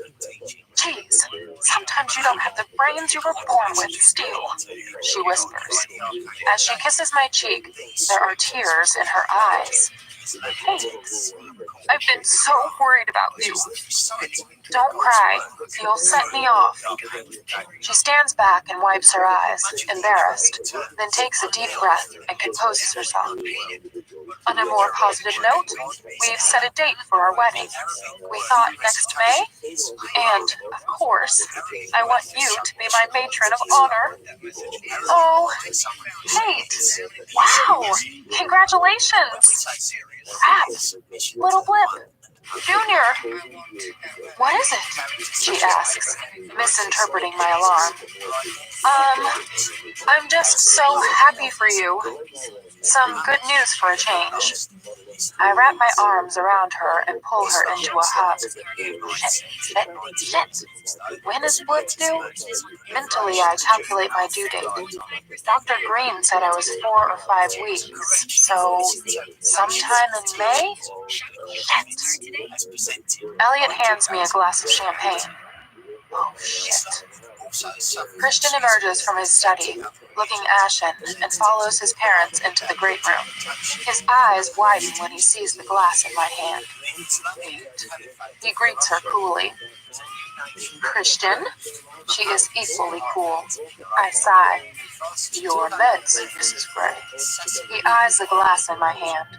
I narrow my eyes. Damn it. I want a drink. Grace smiles as she joins me in the kitchen, collecting a glass from Elliot on the way. A sip will be fine, she whispers with a conspiratorial wink at me, and lifts her glass to clink mine. Christian scowls at both of us until Elliot distracts him with news of the latest match between the Mariners and the Rangers. Herrick joins us, putting his arms around us both. and Grace kisses his cheek before joining Mia on the sofa. How is he? I whisper to Carrick as he and I stand in the kitchen watching the family lounge on the sofa. I note with surprise that Mia and Ethan are holding hands. Shaken, Eric murmurs to me, his brow furrowing, his face serious. He remembers so much of his life with his birth mother. Many things I wish he didn't, but this. He stops. I hope we've helped. I'm glad he called us. He said you told him to. Eric's gaze softens. I shrug and take a hasty sip of champagne. You were very good for him. He doesn't listen to anyone else. I frown. I don't think that's true. The unwelcome specter of the bitch troll looms large in my mind. I know Christian talks to Grace, too. I heard him. Again, I feel a moment's frustration as I try to fathom their conversation in the hospital, but it still eludes me. Come and sit down, Anna. You look tired. I'm sure you weren't expecting all of us here this evening. It's great to see everyone, I smile, because it's true. It is great. I'm an only child who has married into a large and gregarious family, and I love it. I snuggle up next to Christian. One sip, he hisses at me and takes my glass from my hand. Yes, sir. I bat my lashes, disarming him completely. He puts his arm around my shoulders and returns to his baseball conversation with Elliot and Ethan. My parents think you walk on water, Christian mutters as he drags off his t-shirt. I'm curled up in bed watching the floor show. Good thing you know differently, I snort. Oh, I don't know. He slips out of his jeans. Did they fill in the gaps for you? Some. I lived with the Colliers for 2 months while Mom and Dad waited for the paperwork. They were already approved for adoption because of Elliot, but the wait's required by law to see if I had any living relatives who wanted to claim me. How do you feel about that? I whisper. He frowns. About having no living relatives? Fuck that. If they were anything like the crack whore. He shakes his head in disgust. Oh, Christian, you were a child, and you loved your mom. He slides on his pajamas, climbs into bed, and gently pulls me into his arms. It's coming back to me. I remember the food. Mrs. Collier could cook, and at least we know now why that fucker is so hung up on my family. He runs his free hand through his hair. Fuck, he says, suddenly turning to gape at me. What? It makes sense now. His eyes are full of recognition. What? Baby Bird. Mrs. Collier used to call me Baby Bird. I frown. That makes sense? The note, he says, gazing at me. The ransom note that fucker left. It went something like, do you know who I am? Because I know who you are, Baby Bird. This makes no sense to me at all. It's from a kid's book. Christ, the Colliers had it. It was called, Are You My Mother? Shit. His eyes widen. I loved that book. Oh, I know that book. My heart lurches. 50. Mrs. Collier used to read it to me. I am at a loss as to what to say. Christ, he knew. That fucker knew. Will you tell the police? Yes, I will. Christ knows what Clark will do with that information. Christian shakes his head as if trying to clear his thoughts. Anyway, thank you for this evening. Whoa, gear change. For what? Catering for my family at a moment's notice. Don't thank me. Thank Mia and Mrs. Jones. She keeps the pantry well stocked. He shakes his head as if in exasperation. At me? Why? How are you feeling, Mrs. Gray? Good. How are you feeling? I'm fine. He frowns, not understanding my concern. Oh, in that case. I trail my fingers down his stomach to his oh-so-happy trail. He laughs and grabs my hand. Oh no, don't get any ideas. I pout and he sighs. Anna, what am I going to do with you? He kisses my hair. I have some ideas. I squirm beside him and wince as pain radiates through my upper body from my bruised ribs. Baby, you've been through enough. Besides, I have a bedtime story for you. Oh? You wanted to know? He trails off, closes his eyes, and swallows. All the hair on my body stands on end. He begins in a soft voice. Picture this. An adolescent boy looking to earn some extra money so he can continue his secret drinking habit. He shifts onto his side so that we're lying facing each other, and he's gazing into my eyes. So, I was in the backyard at the Lincolns, clearing some rubble and trash from the extension Mr. Lincoln had just added to their place. He found me. He's talking. Chapter 25. I can barely breathe. Do I want to hear this? Christian closes his eyes and swallows. When he opens them again, they are bright, but diffident, full of disquieting memories. It was a hot summer day. I was working hard. He snorts and shakes his head, suddenly amused. It was back-breaking work shifting that rubble. I was on my own, and Mrs. Lincoln appeared out of nowhere and brought me some lemonade. We exchanged small talk, and I made some smart-ass remark. And she slapped me. She slapped me so hard. Unconsciously, his hand moves to his face, and he caresses his cheek, his eyes clouding at the memory. Holy shit. But then, she kissed me, and when she finished, she slapped me again. He blinks, seemingly still confounded even after all this time. I'd never been kissed before, or hit like that. Oh, she pounced on a kid. Do you want to hear this? Christian asks. Yes? No? Only if you want to tell me. My voice is small as I lie facing him, my mind reeling. I'm trying to give you some context. I nod in what I hope is an encouraging manner, but I suspect I may look like a statue, frozen and wide-eyed with shock. He frowns, his eyes searching mine, trying to gauge my reaction. Then he turns onto his back and stares up at the ceiling.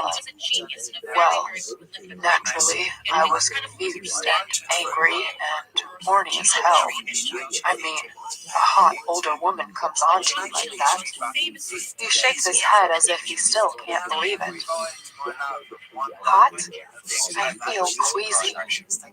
She went back into the house, leaving me in the backyard. She acted as if nothing had happened. I was at a total loss. So I went back to work, loading the rubble into the dumpster. When after that evening, she asked me to come back the next day. She didn't mention what had happened. So the next day, I went back. I couldn't wait to see her again. He whispers, as if it's a dark confession, because, frankly, it is. She didn't touch me when she kissed me, he murmurs, and turns his head to gaze at me. You have to understand, my life was hell on earth. I was a walking hard-on, 15 years old, tall for my age, hormones raging. The girls at school. He stops, but I've got the picture. A scared, lonely, but attractive adolescent. My heart twists. I was angry. So fucking angry at everyone. At myself, my folks. I had no friends. My therapist at the time was a total asshole. My folks, they kept me on a tight leash. they didn't understand. He stares back up at the ceiling and runs a hand through his hair. I itch to run my fingers through his hair too, but I stay still. I just couldn't bear anyone to touch me. I couldn't bear anyone near me.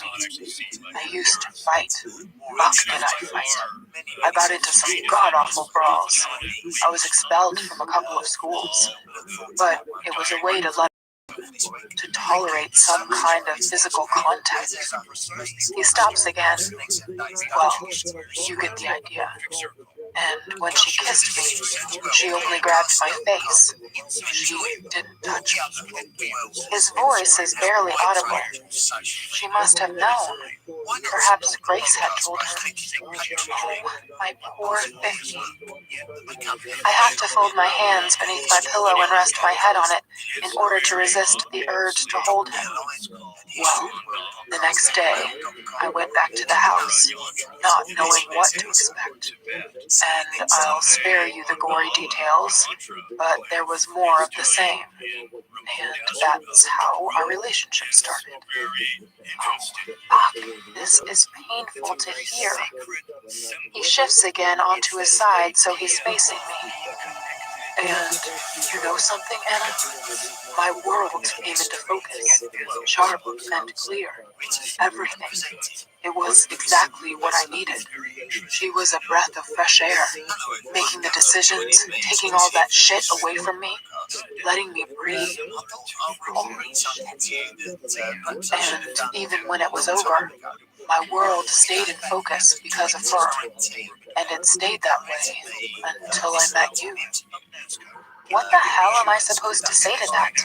Tentatively, he smooths a stray lock of hair behind my ear. You turned my world on its head. He closes his eyes, and when he opens them again, they are raw. My world was ordered, calm, and controlled. Then you came into my life with your smart mouth, your innocence, your beauty, and your quiet temerity. And everything before you was just dull, empty, mediocre. It was nothing. Oh my. I fell in love. He whispers. I stop breathing. He caresses my cheek. So did I murmur, with the little breath I have left. His eyes soften. I know, he mouths. You do? Yes. Hallelujah. I smile shyly at him.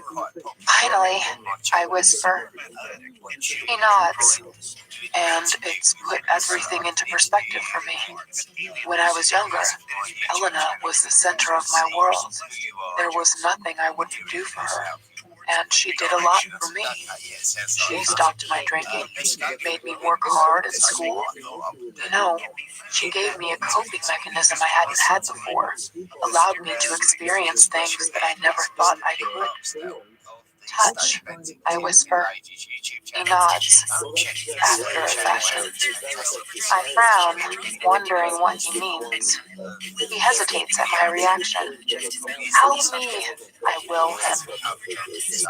If you grow up with a wholly negative self-image, thinking you're some kind of reject, an unlovable savage, you think you deserve to be Christian, you are none of those things.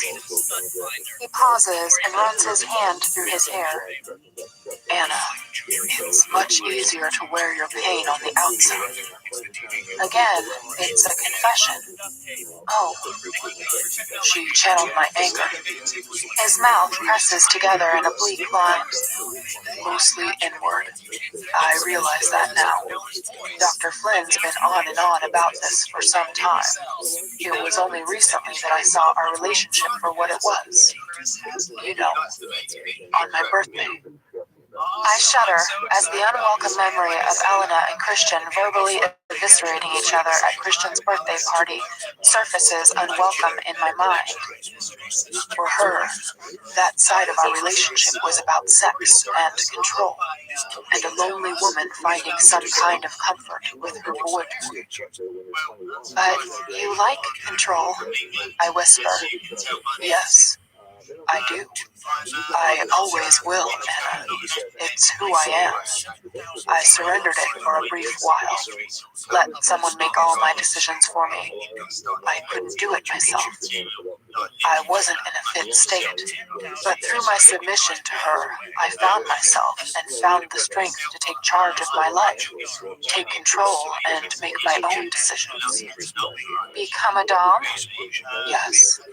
Your decision? Yes. Dropping out of Harvard? My decision. And it was the best decision I ever made. Until I met you. Me? Yes. His lips quirk up in a soft smile. The best decision I ever made was marrying you. Oh my. Not starting your company? He shakes his head. Not learning to fly? He shakes his head. You. He mouths. He caresses my cheek with his knuckles. She knew. He whispers. I frown. She knew what? That I was head over heels in love with you. She encouraged me to go down to Georgia to see you, and I'm glad she did. She thought you'd freak out and leave, which you did. I pale. I'd rather not think about that. She thought I needed all the trappings of the lifestyle I enjoy. The Dom? I whisper. He nods. It enabled me to keep everyone at arm's length, gave me control, and kept me detached, or so I thought. I'm sure you've worked out why. He adds softly. Your birth mom? I didn't want to be hurt again. And then you left me. His words are barely audible. And I was a mess. Oh no. I've avoided intimacy for so long. I don't know how to do this. You're doing fine, I murmur. I trace his lips with my index finger. He purses them into a kiss. You're talking to me? Do you miss it? I whisper. Miss it? That lifestyle? Yes, I do. Oh, but only insofar as I miss the control it brings. And, frankly, your stupid stunt. He stops. That saved my sister. He whispers, his words full of relief, awe, and disbelief. That's how I know. No? Really know that you love me. I frown. You do? Yes, because you risked so much. For me, for my family. My frown deepens. He reaches over and traces his finger over the middle of my brow above my nose. You have a V here when you frown, he murmurs. It's very soft to kiss. I can behave so badly, and yet you're still here. Why are you surprised I'm still here? I told you I wasn't going to leave you. Because the way I behaved when you told me you were pregnant. He runs his finger down my cheek. You were right. I am an adolescent. Oh shit, I did say that. My subconscious glares at me. His doctor said that. Christian, I said some awful things. He puts his index finger over my lips. Hush. I deserve to hear them. Besides, this is my bedtime story. He rolls onto his back again. When you told me you were pregnant, he stops. I'd thought it would just be you and me for a while. I'd considered children, but only in the abstract. I had this vague idea we'd have a child sometime in the future. Just one? No, not an only child. Not like me. Perhaps now is not the best time to bring that up. You are still so young, and I know you're quietly ambitious. Ambitious? Me? Well, you pulled the rug out from under me. Christ, was that unexpected. Never in a million years, when I asked you what was wrong, did I expect you to be pregnant. He sighs. I was so mad. Mad at you, mad at myself, mad at everyone. And it took me back. That feeling of nothing being in my control. I had to get out. I went to see Flynn, but he was at some school parents' evening. Christian pauses and arches an eyebrow. Ironic, I whisper. Christian smirks in agreement. So I walked and walked and walked, and I just found myself at the salon. Helena was leaving. She was surprised to see me, and truth be told, I was surprised to find myself there. She could tell I was mad and asked me if I wanted a drink. Oh shit, we cut to the chase. My heart doubles in speed. Do I really want to know this? My subconscious glares at me, a plucked eyebrow raised in warning. We went to a quiet bar I know and had a bottle of wine. She apologized for the way she behaved the last time she saw us. She's hurt that my mom will have nothing to do with her anymore. It's narrowed her social circle, but she understands. We talked about the business, which is doing fine in spite of the recession. I mentioned that you wanted kids. I frowned. I thought you let her know I was pregnant. He regards me, his face guileless. No, I didn't. Why didn't you tell me that? He shrugs. I never got the chance. Yes, you did. I couldn't find you the next morning, Anna. And when I did, you were so mad at me. Oh, yes. I was. Anyway, at some point in the evening, about halfway through the second bottle, she leaned over to touch me, and I froze. He whispers, throwing his arm over his eyes. My scalp tingles. What's this? She saw that I recoiled from her. It shocked both of us. His voice is low, too low. Christian, look at me. I tug at his arm and he lowers it, turning to gaze into my eyes. Shit. His face is pale, his eyes wide. What? I breathe. He frowns and swallows. Oh, what isn't he telling me? Do I want to know? She made a pass at me. He's shocked. I can tell. All the breath is sucked from my body. I feel winded, and I think my heart has stopped. That fucking bitch troll. It was a moment, suspended in time. She saw my expression, and she realized how far she'd crossed the line. I said, no, I haven't thought of her like that for years. And besides, he swallows. I love you. I told her. I love my wife. I gaze at him. I don't know what to say. She backed right off. Apologized again, made it seem like a joke. I mean, she said she's happy with Isaac and with the business, and she doesn't bear either of us any ill will. She said she missed my friendship, but she could see that my life was with you now, and how awkward that was, given what happened the last time we were all in the same room. I couldn't have agreed with her more. We said our goodbyes, our final goodbyes. I said I wouldn't see her again, and she went on her way. I swallow, fear gripping my heart. Did you kiss? No, he snorts. I couldn't bear to be that close to her. Oh, good. I was miserable. I wanted to come home to you, but I knew I'd behaved badly. I stayed and finished the bottle, then started on the bourbon. While I was drinking, I remembered your saying to me some time ago, if that was my son. And I got to thinking about Junior and about how Elena and I started, and it made me feel uncomfortable. I'd never thought of it like that before.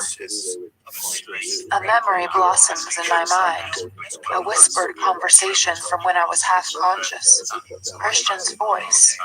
But seeing her finally put it all in perspective for me, with the child. For the first time, I felt what we did was wrong. He'd been speaking to Grace. That's it? Pretty much. Oh. It's over? Yes. It's been over since I laid eyes on you. I finally realized it that night, and so did she. I'm sorry, I mutter. He frowns. What for? Being so angry the next day. He snorts. Baby, I understand angry. He pauses, then sighs. You see, Anna, I want you to myself. I don't want to share you. What we have, I've never had before. I want to be the center of your universe. For a while, at least. Oh, Christian. You are. That's not going to change. He gives me an indulgent, sad, resigned smile. Anna, he whispers, that's just not true. Tears break my eyes. How can it be? He murmurs. Oh no. Shit. Don't cry, Anna. Please, don't cry. He caresses my face. I'm sorry. My lower lip trembles, and he brushes his thumb over it, soothing me. No, Anna, no. Don't be sorry. You'll have someone else to love as well. And you're right. That's how it should be. Flip will love you too. You'll be the center of Flip's, Junior's world, I whisper. Children love their parents unconditionally, Christian. That's how they come into the world. Programmed to love. All babies. Even you. Think about that children's book you liked when you were small. You still wanted your mom. You loved her. He furrows his brow and withdraws his hand, fisting it against his chin. No, he whispers. Yes, you did. My tears flow freely now. Of course you did. It wasn't an option. That's why you were so hurt. He stares at me, his expression raw. That's why you're able to love me, I murmur. Forgive her. She had her own world of pain to deal with. She was a shitty mother, and you loved her. He gazes at me, saying nothing, eyes haunted by memories I can't begin to fathom. Please don't stop talking. Eventually, he says, I used to brush her hair.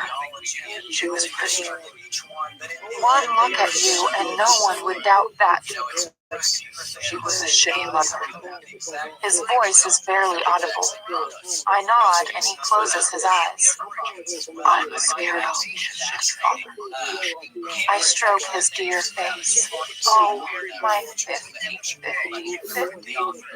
Christian, do you think for 1 minute I'd let you be a shitty father? He opens his eyes and gazes at me for what feels like an eternity. He smiles as relief slowly illuminates his face. No, I don't think you would. He caresses my face with the backs of his knuckles, gazing at me in wonder. God, you're strong, Mrs. Gray. I love you so much. He kisses my forehead. I didn't know I could. Oh, Christian, I whisper, trying to contain my emotions.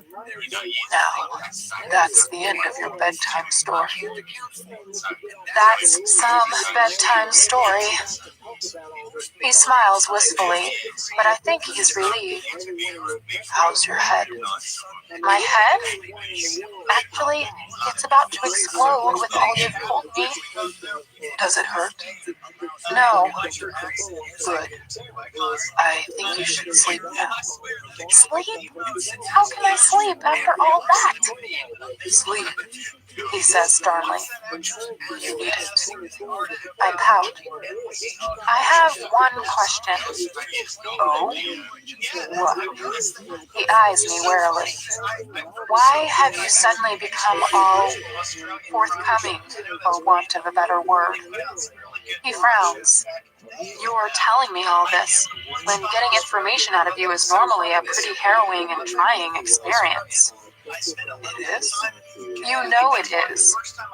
Why am I being forthcoming? I can't say.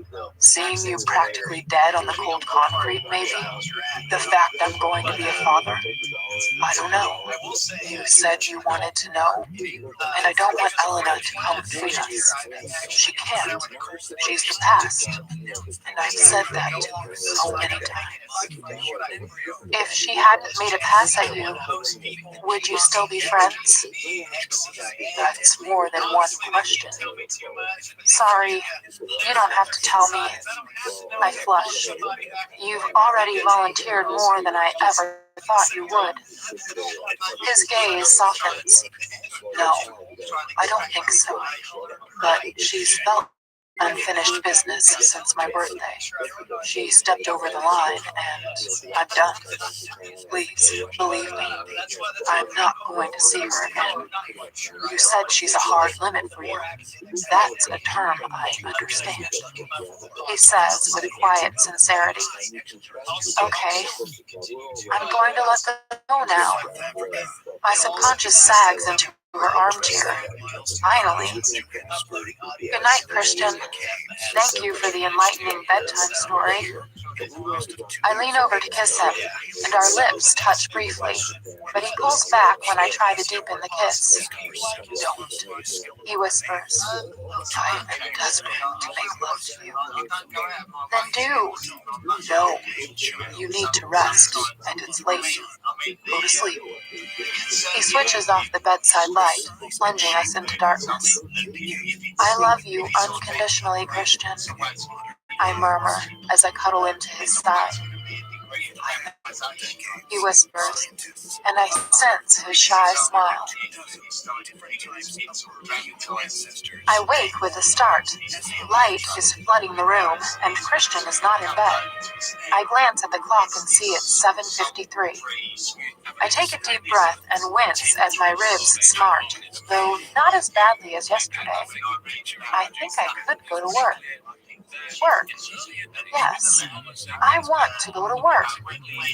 It's Monday, and I spent all of yesterday lounging about in bed. Christian let me go out only briefly to see Ray. Honestly, he's still such a control freak. I smile fondly. My control freak. He's been attentive and loving and chatty and hands-off since I arrived home. I scowl. I am going to have to do something about this. My head doesn't hurt. The pain around my ribs has eased, though admittedly, laughing has to be undertaken with caution. But I'm frustrated. I think this is the longest I've gone without sex since the first time. I think we've both recovered our equilibrium. Christian is much more relaxed. His long bedtime story seems to have laid some ghosts to rest. For him, and for me. We'll see. I shower quickly, and once I'm dry, I browse carefully through my clothes. I want something sexy. Something that might galvanize Christian into action. Who would have thought such an insatiable man could actually exercise so much self-control? I don't really want to dwell on how Christian learned such discipline over his body. We haven't spoken of the bitch troll once since his confession. I hope we never do. To me, she's dead and buried. I choose an almost indecently short black skirt and a white silk blouse with a frill. I slide on thigh highs with lacy tops and my black Louboutin pumps. A little mascara and lip gloss for a natural look, and after a ferocious brushing, I leave my hair loose. Yes, this should do it. Christian is eating at the breakfast bar. His forkful of omelet stops midair when he sees me. He frowns. Good morning, Mrs. Gray. Going somewhere? Work. I smile sweetly. I don't think so. Christian snorts with amused derision. Dr. Singh said a week off. Christian, I am not spending the day lounging in bed on my own, so I may as well go to work. Good morning, Gail. Mrs. Gray. Mrs. Jones tries to hide a smile. Would you like some breakfast? Please. Granola? I'd prefer scrambled eggs with whole wheat toast. Mrs. Jones grins, and Christian registers his surprise. Very good, Mrs. Gray, Mrs. Jones says. Anna, you are not going to work. But no, it's simple. Don't argue. Christian is adamant. I glare at him, and only then do I notice that he's in the same pajama bottoms and t-shirt he was wearing last night. Are you going to work? I ask. No. Am I going crazy? It is Monday, right? He smiles. Last time I looked. I narrow my eyes. Are you playing hooky? I'm not leaving you here on your own to get into trouble. And Dr. Singh said it would be a week before you could go back to work, remember? I slide onto a bar stool beside him and hoist my skirt up a little. Mrs. Jones places a cup of tea in front of me. You look good, Christian says. I cross my legs. Very good. Especially here. He traces a finger over the bare flesh that shows above my thigh highs. My pulse quickens as his finger runs across my skin. This skirt is very short, he murmurs, vague disapproval in his voice as his eyes follow his finger. Is it? I hadn't noticed. Christian gazes at me, his mouth twisted in an amused yet exasperated smirk. Really, Mrs. Gray? I blush. I'm not sure this look is suitable for the workplace, he murmurs. Well, since I'm not going to work, that's a moot point. Moot? Moot, I mouth. Christian smirks again and resumes eating his omelet. I have a better idea. You do? He glances at me through long lashes, gray eyes darkening. I inhale sharply. Oh my, about time. We can go see how Elliot's getting on with the house. What? Oh, tease. I vaguely remember we were supposed to do that before Ray was injured. I'd love to. Good. He grins. Don't you have to work? No. Roz is back from Taiwan. That all went well. Today, everything's fine. I thought you were going to Taiwan. He snorts again. Anna, you were in the hospital. Oh, yeah, oh. So today I'm spending some quality time with my wife. He smacks his lips together as he takes a sip of coffee. Quality time? I can't disguise the hope in my voice.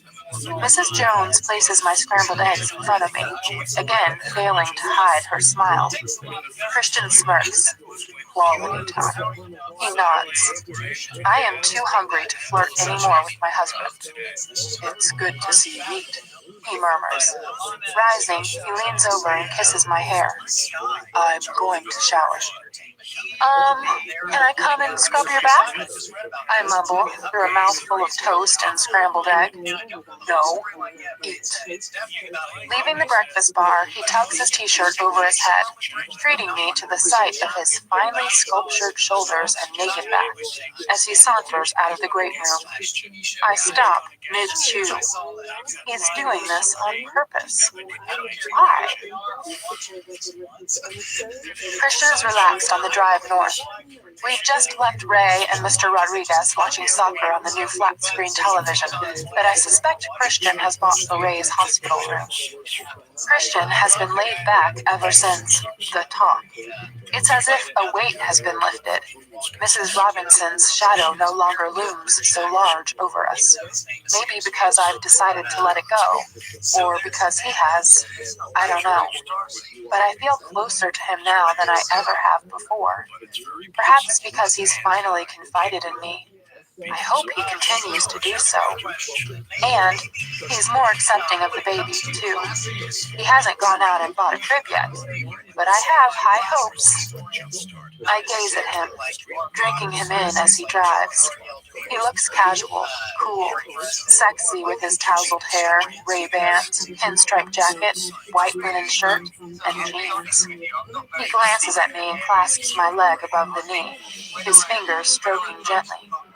I'm glad you didn't change. I did slip on a denim jacket and change to flats, but I'm still wearing the short skirt. His hand lingers above my knee. I put my hand on his. Are you going to continue to tease me? Maybe. Christian smiles.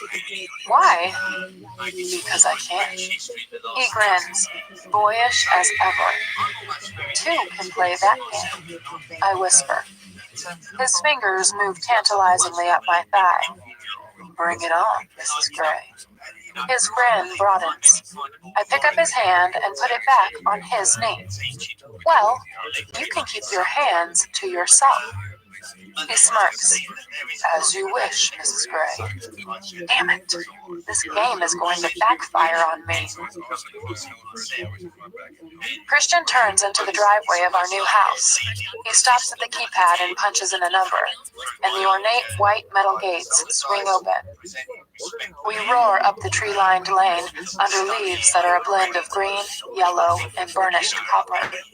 The tall grass in the meadow is turning gold, but there are still a few yellow wildflowers dotted among the grass.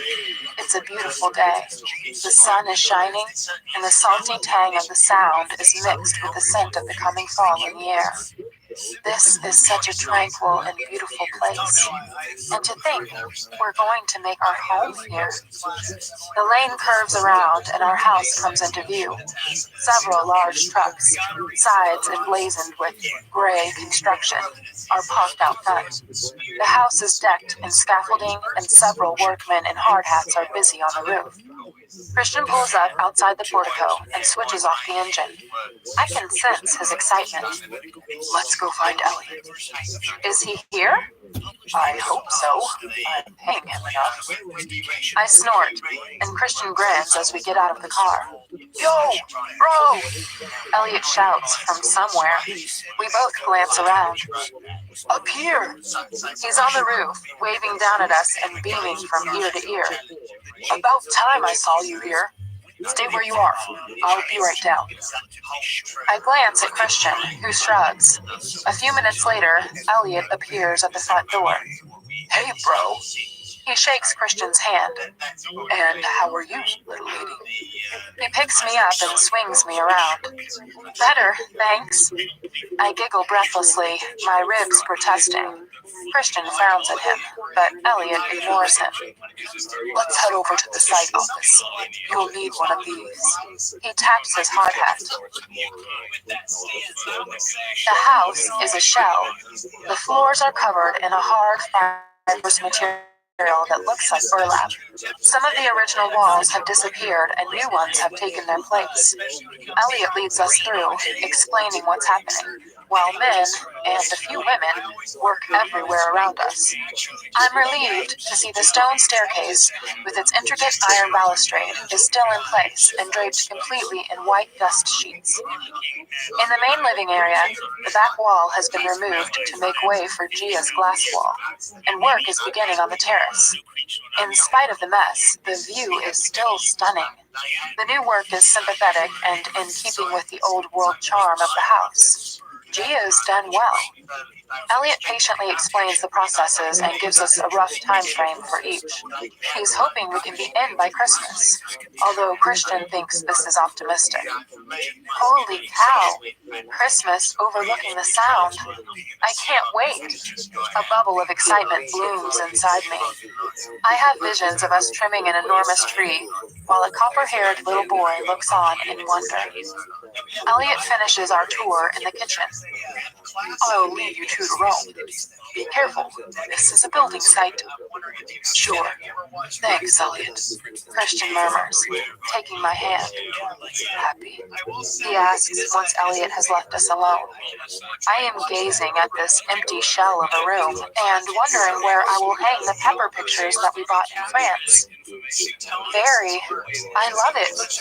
You? Ditto. He grins. Good. I was thinking of the pepper pictures in here. Christian nods. I want to put up Jose's portraits of you in this house. You need to decide where they should go. I blush. Somewhere I won't see them often? Don't be a nut. He scolds me, brushing his thumb across my bottom lip. They're my favorite pictures. I love the one in my office. I have no idea why, I murmur, and kiss the pad of his thumb. Worse things to do than look at your beautiful smiling face all day. Hungry? He asks. Hungry for what? I whisper. He smirks, his eyes darkening. Hope and desire unfurl in my veins. And he plants a swift kiss on my lips. I give him my faux pout and sigh. Yes, these days I'm always hungry. The three of us can have a picnic. 3 of us? Is someone joining us? Christian cocks his head to one side. In about 7 or 8 months. Oh, blip.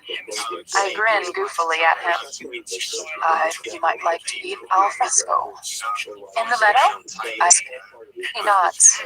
Sure. I grin. This will be a great place to raise a family. He murmurs, gazing down at me. Family? More than one? Dare I mention this now? He spreads his fingers over my belly. Holy shit. I hold my breath and place my hand over his. It's hard to believe, he whispers, and for the first time I hear wonder in his voice. I know. Oh, here. I have evidence. A picture. You do? Baby's first smile? I pull out the ultrasound of Blip from my wallet. See? Christian examines it closely, staring for several seconds. Oh, Blip. Yeah, I see. He sounds distracted. Your child, I whisper. Our child, he counters. First of many. Many? Christian's eyes widen with alarm. At least 2. 2? He tests the word. Can we just take this one child at a time? I grin. Sure. We head back outside into the warm fall afternoon. When are you going to tell your folks? Christian asks. Soon, I murmur. I thought about telling Ray this morning, but Mr. Rodriguez was there. I shrug. Christian nods and opens the hood of the R8. Inside are a wicker picnic basket and the tartan blanket we bought in London. Come, he says, taking the basket and blanket in one hand and holding the other out to me. Together, we walk into the meadow. Sure, Ross. Go for it. Christian hangs up. That's the 3rd call he's taken during our picnic. He's kicked off his shoes and socks and is watching me, arms on his raised knees. His jacket lies discarded on top of mine, as we're warm in the sun. I lie beside him, stretched out on the picnic blanket, both of us surrounded by tall golden and green grass, far from the noise of the house and hidden from the prying eyes of the construction workers. We are in our own bucolic haven. He feeds me another strawberry, and I chew and suck it gratefully, gazing at his darkening eyes. He whispers, "Very, Edina. Of strawberries, yes." His eyes glitter dangerously, and he grins. "Mrs. Jones packs a mighty fine picnic," he says. "That she does," I whisper. Shifting suddenly, he lies down so his head is resting on my belly. He closes his eyes and seems content. I tangle my fingers in his hair. He sighs heavily, then scowls and checks the number on the screen of his buzzing BlackBerry. He rolls his eyes and takes the call. "Welch," he snaps. He tenses, listens for a second or two, then suddenly bolts upright. 24/7. "Thanks," he says through gritted teeth and hangs up. He hangs up and gazes at me impassively for a moment. Holy shit. Christian is mad. "What's happened?" He murmurs. "Elena's ex?" "The same. He's the one who posted Hyde's bail." I gape at Christian in shock. His mouth is pressed in a hard line. "Well, he'll look like an idiot," I murmur, dismayed. I mean, Hyde committed another crime while out on bail. Christian's eyes narrow and he smirks. "Fair point well made, Mrs. Gray." "Did you just do?" I kneel, face. "That seems a little impulsive," I murmur. "I'm an in-the-moment kind of guy." That. His eyes narrow and his lips thin. "I've had this plan in my back pocket for found." "Oh?" He pauses, seeming to weigh something in his mind. A deep breath. "Several years back, when I was 1, Link beat his wife to a pulp. He broke her jaw, her left arm, and 4 of her ribs because she was fucking me." His eyes harden. "And now I learn he posted bail for a man who tried to kill me, kidnapped my sister, and fractured my wife's." "Fair point well made, Mr. Gray." Whisper. "Anna, this is what I do. I'm not usually motivated by revenge, but I cannot let him get away with this. What he did to Elena, well, she should have pressed charges, but she didn't. That was her prerogative. But he's seriously crossed the line with Hyde. Link's made this person going after my family. I'm going to crush him, break up his company right under his nose, and sell the pieces to the highest bidder. I am going to bankrupt him." "Oh. Besides," Christian smirks, "we'll make good money out of the deal." I stare into blazing gray eyes that soften suddenly. "I didn't mean to frighten you," he whispers. "You didn't," I lie. He arches a brow, amused. "You just took me by surprise," I whisper, then swallow. Christian is really quite scary sometimes. He brushes his lips against mine.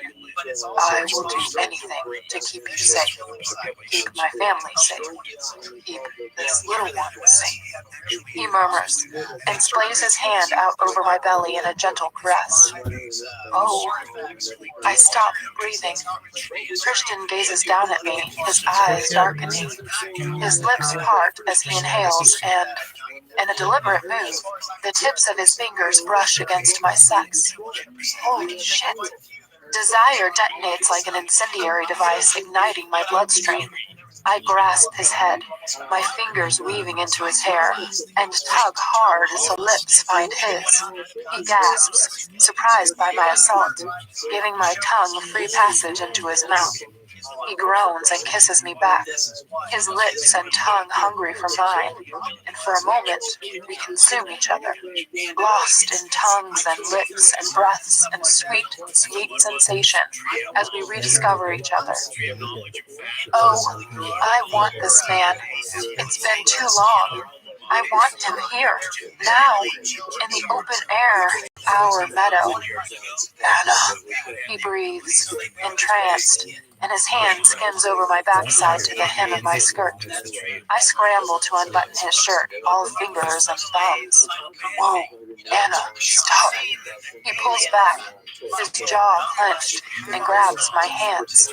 No! My teeth clamp gently around his lower lip, and I tug. No, I murmur again, gazing at him. I release him. I want you. He inhales sharply.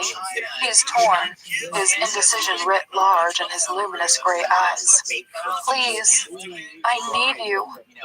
Every pore of my being is begging. This is what we do. He groans in defeat as his mouth finds mine, molding my lips to his. One hand cradles my head while the other skims down my body to my waist, and he eases me onto my back and stretches out beside me, never breaking contact with my mouth. He pulls back, hovering over me and gazing down. You are so beautiful, Mrs. Gray. I caress his lovely face. So are you, Mr. Gray, inside and out. He frowns, and my fingers trace the furrow in his brow. Don't frown. You are to me, even when you're angry, I whisper. He groans once more, and his mouth captures mine, pushing me into the soft grass beneath the blanket. I've missed you, he whispers, and his teeth graze my jaw. My heart soars. I've missed you too. Oh, Christian. I fist one hand in his hair and clutch his shoulder with the other. His lips move to my throat, leaving tender kisses in their wake, and his fingers follow, deftly undoing each button of my blouse. Tugging my blouse apart, he kisses the soft swell of my breasts. He murmurs appreciatively, low in his throat, and the sound echoes through my body to my deep, dark places. Your body's changing, he whispers. His thumb teases my nipple until it's erect and straining against my bra. I like, he adds. I watch his tongue taste and trace the line between my bra and my breast, tantalizing and teasing me. Taking my bra cup delicately between his teeth, he pulls it down, freeing my breast and nuzzling my nipple with his nose in the process. It puckers at his touch and from the chill of the gentle fall breeze. His lips close around me, and he sucks long and hard. Ah! I groan, inhaling sharply, then wincing as pain radiates outward from my bruised ribs. Anna! Christian exclaims, and glares down at me, concern etched on his face. This is what I'm talking about, he admonishes. Your lack of self-preservation. I don't want to hurt you. No, don't stop, I whimper. He stares at me, warring with himself. Please. Here. Abruptly, he moves, and I'm sitting astride him, my short skirt now bunched up around my hips. His hands glide over the tops of my thigh highs. There, that's better. And I can enjoy the view. He reaches up and hooks his long index finger into my other bra cup, freeing that breast too. He grasps both of my breasts, and I throw my head back, pushing them into his welcome, expert hands. He teases me, tugging and rolling my nipples until I cry out, then sits up so we're nose to nose, his greedy gray eyes on mine. He kisses me, his fingers still teasing me. I scramble for his shirt, undoing the first two buttons, and it's like sensory overload. I want to be kissing him everywhere, undressing him, making love with him all at once. Hey. He gently grasps my head and pulls back, eyes dark and full of sensual promise. There's no rush. Take it slow. I want to savor you. Christian, it's been so long. I'm panting. Slow, he whispers, and it's a command. He kisses the right corner of my mouth. Slow. He kisses the left corner. Slow. He tugs my bottom lip with his teeth. Let's take this slow. He unfurls his fingers in my hair, keeping me in place as his tongue invades my mouth, seeking, tasting, calming, inflaming. Oh, my man. backhand kiss. I caress his face, my fingers moving tentatively down to his chin, and then to his throat. And I start again on the buttons of his shirt, taking my time as he continues to kiss me. Slowly, I pull his shirt apart, my fingers trailing over his clavicles, feeling their way across his warm, silky skin. I push him gently back until he's lying beneath me.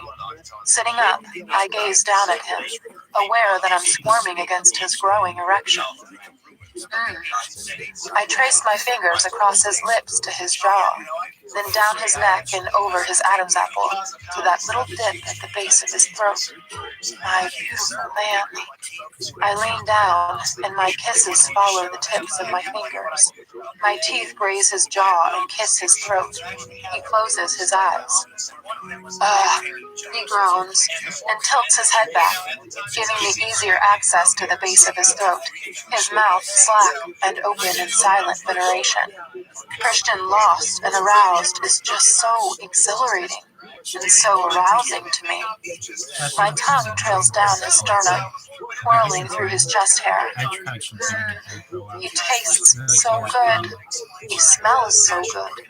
Intoxicating. I kiss first one, then two of his small round stars, and he grasps my hips, for my fingers halt on his chest as I gaze down at him. His breathing is harsh. You want this? Here. He breathes, his eyes hooded with a heady combination of love and lust. Yes, I murmur, and my lips and tongue graze across his chest to his nipple. I pull and roll it gently with my teeth. Oh, Anna, he whispers, and circling my waist, he lifts me, tugging at his button and fly so he springs free. He sits me down again, and I push against him, delighting in the feel of him hot and hard beneath me. He runs his hands up my thighs, pausing where my thigh-highs stop and my flesh begins. His hands running small, teasing circles at the tops of my thighs, so that the tips of his thumbs touch me. Touch me where I want to be touched. I gasp. I hope you're not attached to your underwear. He murmurs, his eyes wild and bright. His fingers trace the elastic along my belly, and then slide inside, teasing me, before grabbing my panties tightly, pushing his thumbs through the delicate material. My panties disintegrate. His hands splay out on my thighs, and his thumbs brush against my sex once more. He flexes his hips so his erection rubs against me. I can feel how wet you are. His voice is tinged with carnal appreciation, and he suddenly sits up, his arm around my waist again, so we're nose to nose. He rubs his nose against mine. We're going to take this slow, Mrs. Gray. I want to feel all of you. He lifts me, and with exquisite, frustrating, slow ease, lowers me onto him. I feel each blessed inch of him fill me. Ah! I moan incoherently as I reach out to clasp his arms. I try to lift myself off him for some welcome friction, but he holds me in place. All of you, he whispers, and tilts his pelvis, pushing himself into me all the way. I throw my head back and let out a strangled cry of pure pleasure. Let me hear you, he murmurs. No, don't move, just feel. I open my eyes, my mouth frozen in a silent ah, and he's gazing at me, hooded, licentious gray eyes into dazed blue. He shifts, rolling his hips, but holds me in place. I groan. His lips are at my throat, kissing me. This is my favorite place, buried in you, he murmurs against my skin. Please, move, I plead. Slow, Mrs. Gray. He flexes his hips again, and pleasure radiates through me. I cup his face and kiss him, consuming him. Love me. Please, Christian. His teeth scan my jaw up to my ear. Go, he whispers, and he lifts me up and down. My inner goddess is unleashed, and I push him down on the ground and start to move, savoring the feeling of him inside me, riding him hard. With his hands around my waist, he matches my rhythm. I have missed this. The heady feeling of him beneath me, inside me, the sun on my back, the sweet smell of fall in the air, the gentle autumnal breeze. It's a heady fusion of senses, touch, taste, smell, and the sight of my beloved husband beneath me. Oh, Anna, he groans, eyes closed, head back, mouth open. Ah, I love this. And inside, I'm building, climbing, higher. Christian's hands move to my thighs, and delicately his thumbs press at their apex, and I explode around him, over and over and over and over, and I collapse, sprawled on his chest as he cries out in turn, letting go and calling out my name with love and joy. He cuddles me against his chest, cradling my head. Closing my eyes, I savor the feel of his arms around me. My hand is on his chest, feeling the steady beat of his heart as it slows and calms. I kiss and nuzzle him, and marvel briefly that not long ago he would not have let me do this. Better, he whispers. I raise my head. He is grinning broadly. Much. You? My answering grin reflects his. I've missed you, Mrs. Gray. He's serious for a moment. Me too. No more heroics, eh? No, I promise. You should always talk to me, he whispers. Back at you, Gray. He smirks. Fair point, well made. I'll try. He kisses my hair. I think we're going to be happy here, I whisper, closing my eyes again. Yep. You, me, and Blip. How do you feel, incidentally? Fine? Relaxed? Happy? Good. You? Yeah, all those things. He murmurs. I look at him, trying to gauge his expression. What? He asks. You know, you're very bossy when we have sex. Are you complaining? No, I'm just wondering. You said you missed it. He stills, gazing at me. Sometimes, he whispers. Oh. Well, we'll have to see what we can do about that, I murmur, and kiss him lightly on his lips, curling around him like a vine. Images of us together, in the playroom, the talus, the table, on the cross, shackled to the bed. I love his kinky fuckery. Our kinky fuckery. Yes, I can do that stuff. I can do that for him, with him. I can do that for me. My skin tingles as I remember the writing cross. I like to play too, I murmur, and glancing up, I'm treated to his shy smile. You know, I really like to test your limits, he whispers. My limits for what? Pleasure. Oh, I think I'd like that. Well, maybe when we get home, he whispers, leaving that promise hanging between us. I nuzzle him once more. I love him so. It's been 2 days since our picnic. 2 days since the promise of, well, maybe when we get home, was made. Christian is still treating me like I've made a glass. He still won't let me go to work, so I have been working from home. I put the stack of query letters I've been reading aside on my desk and sigh. Christian and I haven't been back in the playroom since I safe worded, and he said he misses Well, so do I, especially now that he wants to explore my limits. I flush, thinking what that could possibly entail. I glance at the billiards table. Yes, I can't wait to explore those. My thoughts are interrupted by soft, lyrical music that fills the apartment. Christian is playing the piano, not one of his usual laments, but a sweet melody, a hopeful melody, one that I recognize but have never heard him play. I tiptoe to the archway of the great room and watch Christian at the piano. It's dusk. The sky is an opulent pink, and the light is reflected off his burnished copper hair. He looks his beautiful, breathtaking self, concentrating as he plays, unaware of my presence.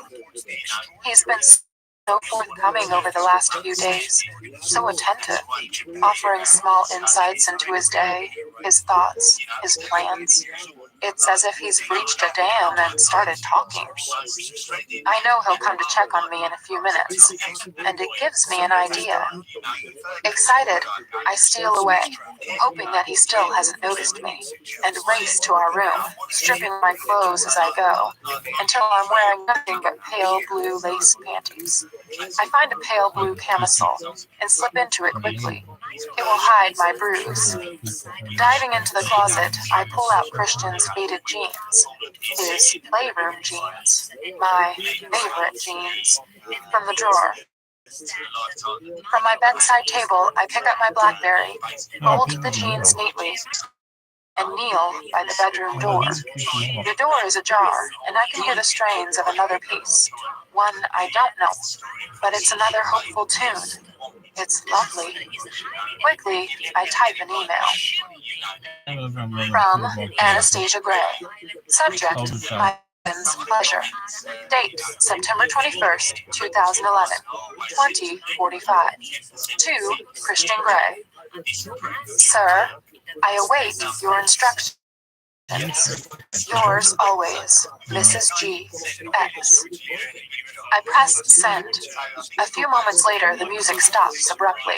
My heart lurches and starts pounding. I wait and wait, and eventually my BlackBerry buzzes. From Christian Gray.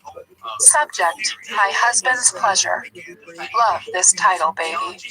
Date, September 21st, 2011, 20:48. To Anastasia Gray. Mrs. G. I'm intrigued. I'll come find you. Be ready. Christian Gray, anticipative CEO, Gray Enterprises Holdings, Inc. Be ready. My heart starts to pound and I begin to count. 37 seconds later, the door opens. I'm looking down at his bare feet as they pause on the threshold. He says nothing. For ages, he says nothing. Oh shit. I resist the urge to look up at him and keep my eyes downcast. Finally, he reaches down and picks up his jeans. He stays silent but heads into the walk-in closet while I remain stock still. Oh my. This is it. My heart is thundering, and I relish the rush of adrenaline that spikes through my body.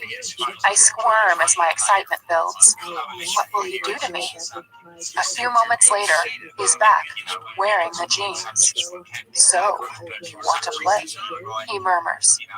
Yes. He says nothing, and I risk a quick glance.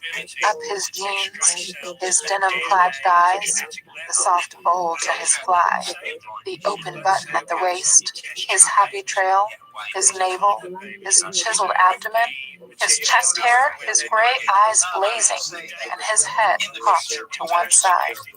He's arching an eyebrow. Oh, shit. Yes, what? He whispers. Oh. Yes, sir.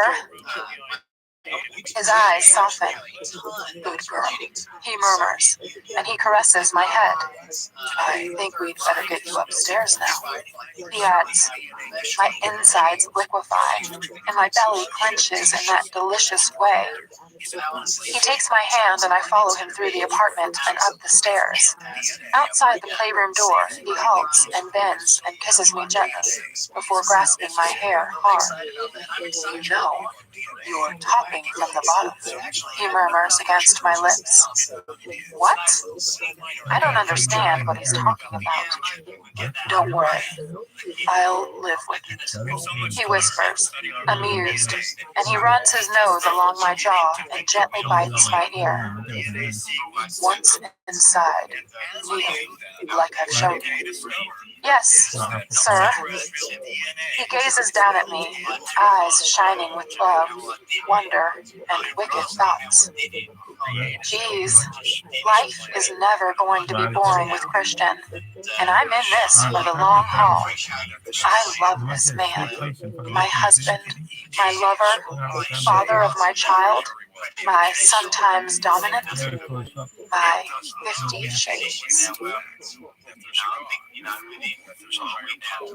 Epilogue. The Big House, May 2014.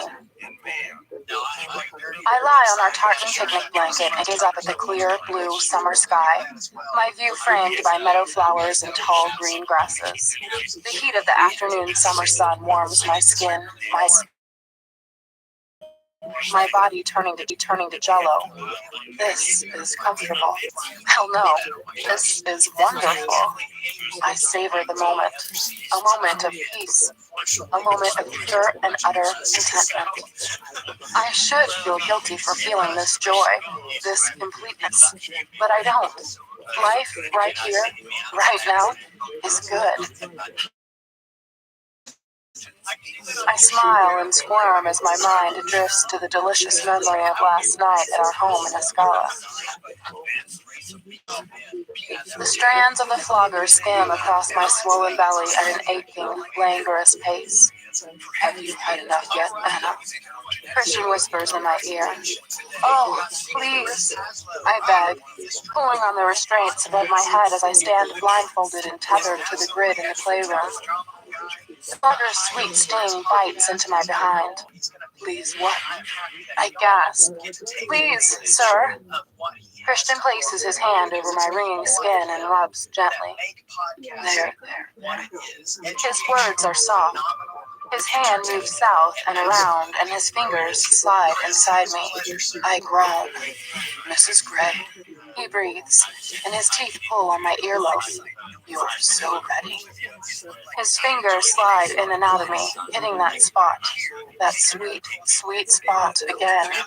The flogger clatters onto the floor, and his hand moves over my belly and up to my breasts. They tense. They are sensitive. Hush, Christian says, cupping one, and he gently brushes his thumb over my nipple. Ah!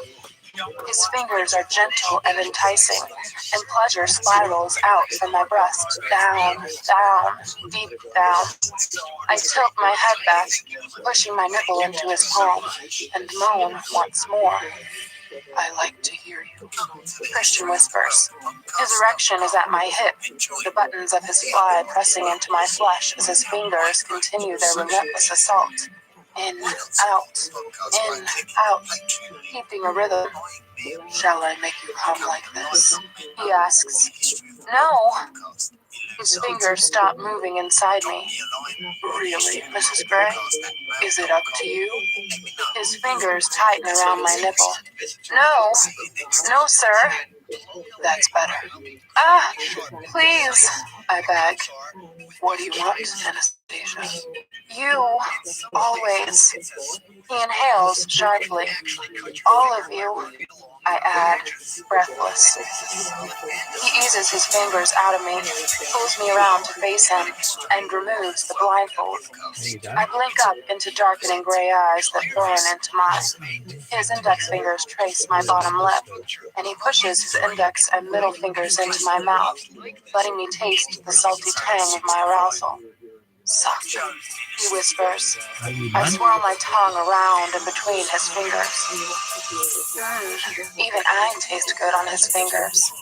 His hands skim up my arms to the cuffs above my head, and he unclips them, freeing me.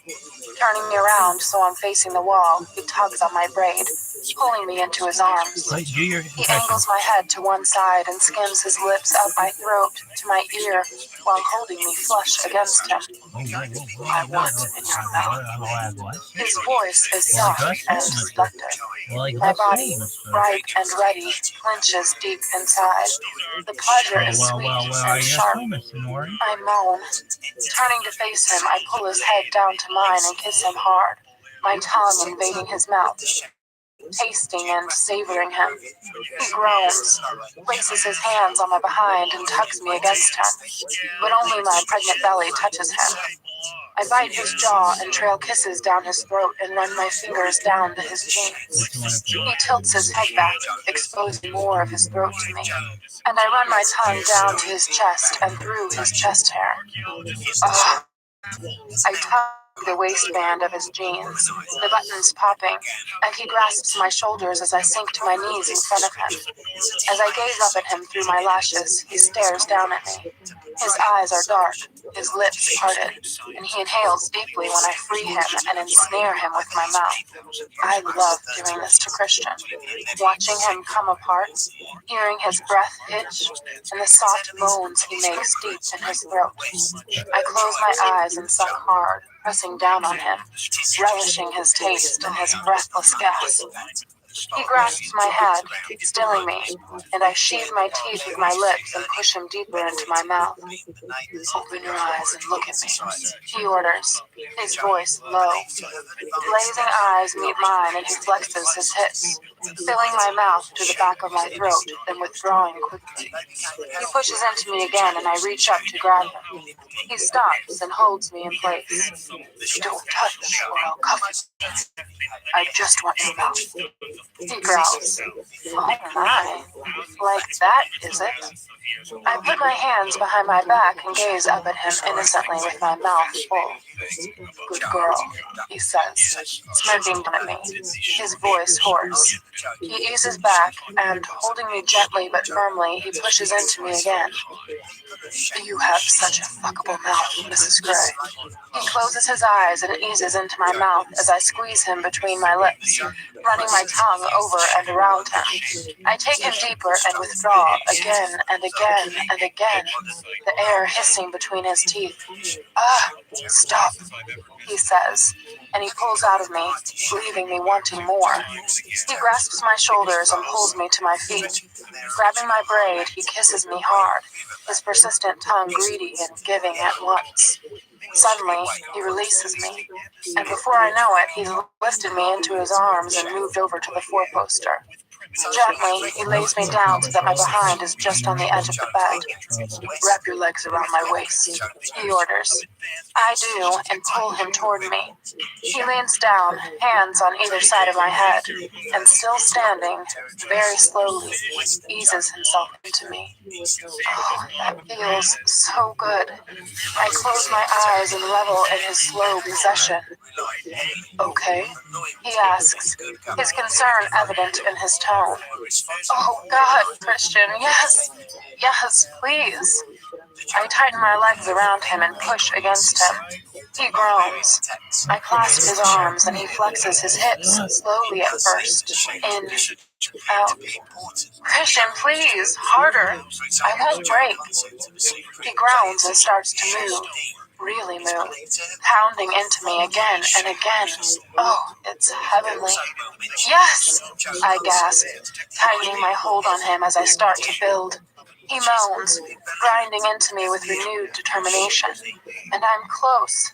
Oh, please, don't stop. Come on, Anna. He groans through gritted teeth, and I explode around him, my orgasm going on and on and on. I call out his name and Christian stills, groaning loudly as he climaxes inside me. Anna, he cries. Christian lies beside me, his hand caressing my belly, his long fingers splayed out wide. How's my daughter? She's dancing. I laugh. Dancing? Oh yes, wow, I can feel her. He grins as Blip 2 somersaults inside me. I think she likes sex already. Christian frowns. Really? He says dryly. He moves so his lips are against my bump. There'll be none of that until you're 30, young lady. I giggle. Oh, Christian, you're such a hypocrite. No, I'm an anxious father. He gazes up at me, his brow furrowed, betraying his anxiety. You're a wonderful father, as I knew you would be. I caress his lovely face, and he gives me his shy smile. I like this, he murmurs, stroking then kissing my belly. There's more of you. I pout. I don't like more of me. It's great when you come. Christian! And I'm looking forward to the taste of breast milk again. Christian, you are such a kinky.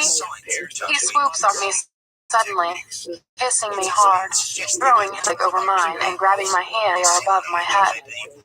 You love kinky fuckery, he whispers, and he runs his nose down mine. I grin, caught in his infectious, wicked smile. Yes, I love you very much. I jerk awake, woken by a high-pitched squeal of delight from my son, and even though I can't see him or Christian, I grin like an idiot with my glee. Ted has woken from his nap, and he and Christian are romping nearby. I lie quietly, still marveling at Christian's capacity for play. His patience with Teddy is extraordinary, much more so than with me. I snort, but then that's how it should be. And my beautiful little boy, the apple of his mother's and father's eyes, knows no fear. Christian, on the other hand, is still too overprotective of both of us. My sweet, mercurial, controlling 50. Let's find Mommy. She's here in the meadow somewhere. Ted says something I don't hear, and Christian laughs freely, happily. It's a magical sound, filled with his paternal joy. I can't resist. I struggle up onto my elbows to spy on them from my hiding place in the long grass. Christian is swinging Ted around and around, making him squeal once more in delight. He stops, launches him high into the air. I stop breathing. Then he catches him. Ted shrieks with childish abandon, and I breathe a sigh of relief. Oh, my man, my darling little man, always on the go. Hey, Daddy! He squeals. Christian obliges, and my heart leaps into my mouth once more as he tosses Teddy into the air and then catches him again, clutching him close. Christian kisses Ted's copper-colored hair and blows a kiss on his cheek, then tickles him mercilessly for a moment. Teddy howls with laughter, squirming and pushing against Christian's chest, wanting out of his arms. Grinning, Christian sets him on the ground. Let's find Mommy. She's hiding in the grass. Ted beams, enjoying the game. He looks around the meadow. Grasping Christian's hand, he points to somewhere I'm not, and it makes me giggle. I lie back down quickly, delighting in this game. Ted, I heard Mommy. Did you hear her? Mommy!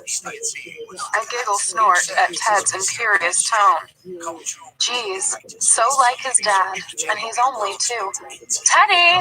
I call back, gazing up at the sky with a ridiculous grin on my face. Mommy!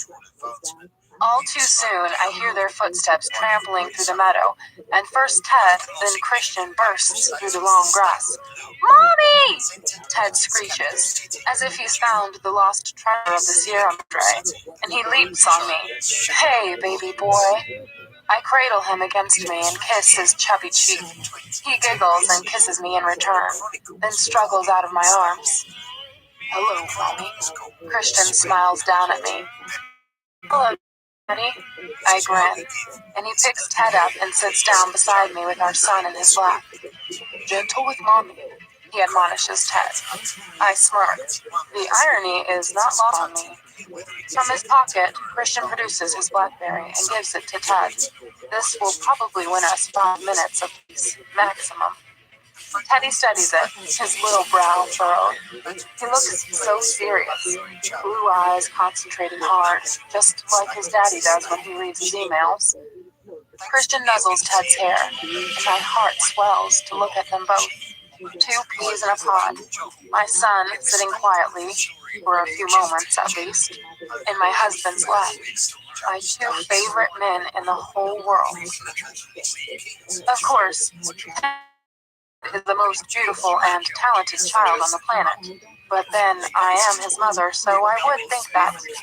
And Christian is, well, Christian is just himself. In white t-shirt and jeans, he looks as hot as usual. What did I do to win such a prize? You look well, Mrs. Gray. As do you, Mr. Gray. Isn't Mommy pretty? Christian whispers in Ted's ear. Ted swats him away, more interested in Daddy's Blackberry. I giggle. You can't get around him. I know. Christian grins and kisses Ted's hair. I can't believe he'll be 2 tomorrow. His tone is wistful. Reaching across, he spreads his hand over my bump. Let's have lots of children, he says. One more, at least. I grin, and he caresses my belly. How is my daughter? She's good. Asleep, I think. Hello, Mr. Gray. Hi, Anna. We both turn to see Sophie, Taylor's 10-year-old daughter, appear out of the long grass. Zoe! Ted squeals with delighted recognition. He struggles out of Christian's lap, discarding the Blackberry. I have some popsicles from Gail, Sophie says. Can I give one to Ted? Sure, I say. Oh dear, this is going to be messy. Ah! Ted holds out his hands and Sophie passes one to him. It's dripping already. Here, let Mommy see. I sit up, take the popsicle from Ted, and quickly slip it into my mouth, licking off the excess juice. Cranberry, cool and delicious. Mine! Ted protests, his voice ringing with indignation. Here you go. I hand him back a slightly less runny popsicle, and it goes straight into his mouth. He grins. Can Ted and I go for a walk? Sophie asks. Sure. Don't go too far. No, Mr. Gray. Sophie's hazel eyes are wide and serious. I think she's a little frightened of Christian. She holds her hand out, and Teddy takes it willingly. They trudge away together through the long grass. Christian watches them. They'll be fine, Christian. What harm could come to them here? He frowns at me momentarily, and I crawl over into his lap. Besides, Ted is completely smitten with Sophie. Christian snorts and nuzzles my hair. She's a delightful child. She is. So pretty, too. A blonde angel. Christian stills and places his hands on my belly. Girls, eh? There's a hint of trepidation in his voice. I curl my hand behind his head. You don't have to worry about your daughter for at least another 3 months. I have her covered here, okay? He kisses me behind my ear and scrapes his teeth around the edge to the lobe. Whatever you say, Mrs. Gray. Then he bites me. I yelp. I enjoyed last night, he says. We should do that more often. Me too. And we could if you stopped working. I roll my eyes and he tightens his arms around me and grins into my neck. Are you rolling your eyes at me, Mrs. Gray? His threat is implicit but sensual, making me squirm. But as we're in the middle of the meadow with the kids nearby, I ignore his invitation. Gray Publishing has an author on the New York Times bestsellers list. Roy's Fox's sales are phenomenal. The ebook side of our business has exploded, and I finally have the team I want around me. And you're making money in these difficult times, Christian adds, his voice reflecting his pride. But I like you barefoot and pregnant and ignorant. I lean back so I can see his face. He gazes down at me, eyes bright. I like that too, I murmur, and he kisses me, his hands still spread across my bum. Seeing he's in a good mood, I decide to broach a delicate subject. Have you thought any more about my suggestion? He stills. Anna, the answer is no. But Ella is such a lovely name. I am not naming my daughter after my mother. No. End of discussion. Are you sure? Yes. Grasping my chin, he gazes earnestly down at me, radiating exasperation. Anna, give it up. I don't want my daughter tainted by my past. Okay, I'm sorry. I don't want to anger him. That's better. Stop trying to fix it. He mutters. You got me to admit I loved her. You dragged me to her grave. Enough. Oh no. I twist in his lap to straddle him and grasp his head in my hands. I'm sorry. Really. Don't be angry with me, please. I kiss him, then kiss the corner of his mouth. After a beat, he points to the other corner, and I smile and kiss it. He points to his nose. I kiss that. He grins and places his hands on my backside. Oh, Mrs. Gray, what am I going to do? I'm sure you'll think of something, I murmur. He grins, and, twisting suddenly, he pushes me down onto the blanket. How about I do it now? He whispers with a salacious smile. Christian! I gasp.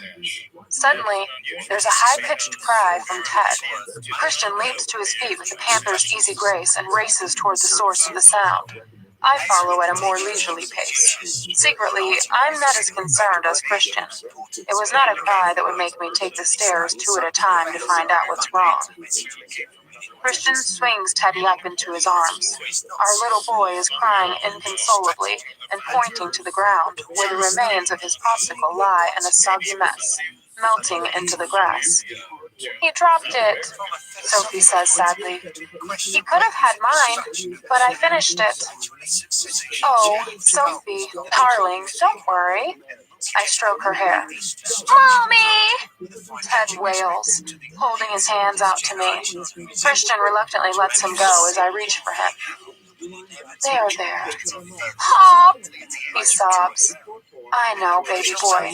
We'll go see Mrs. Taylor and get another one. I kiss his head. Oh, he smells so good. He smells of my baby boy. Pop! He sniffs. I take his hand and kiss his sticky fingers. I can taste your popsicle here on your fingers. Ted stops crying and examines his hand. Put your fingers in your mouth. He does. Pop! Yes, popsicle. He grins. My mercurial little boy, just like his dad. Well, at least he has an excuse. He's only 2. Shall we go see Mrs. Taylor? He nods, smiling his beautiful baby smile. Will you let Daddy carry you? He shakes his head and wraps his arms around my neck, hugging me tight, his face pressed against my throat. I think Daddy wants to taste popsicle too, I whisper in Ted's little ear. Ted frowns at me, then looks at his hand and holds it out to Christian. Christian smiles and puts Ted's fingers in his mouth. It's tasty. Ted giggles and reaches up, wanting Christian to hold him. Christian grins at me and takes Ted in his arms, settling him on his hip. Sophie, where's Gail? She was in the big house. I glance at Christian. His smile has turned bittersweet, and I wonder what he's thinking. You are so good with him, he murmurs. This little one? I ruffle Ted's hair. It's only because I have the measure of you gray men. I smirk at my husband. He laughs. Yes, you did, Mrs. Gray. Teddy squirms out of Christian's hold. Now he wants to walk. My stubborn little man. I take one of his hands, and his dad takes the other. And together, we swing Teddy between us all the way back to the house, Sophie skipping along in front of us. I wave at Taylor, who, on a rare day off, is outside the garage, dressed in jeans and a wife beater, as he tinkers with an old motorbike. I pause outside the door to Ted's room and listen as Christian reads to Ted. I am the Lorax. I speak for the trees. When I peek in, Teddy is fast asleep while Christian continues to read.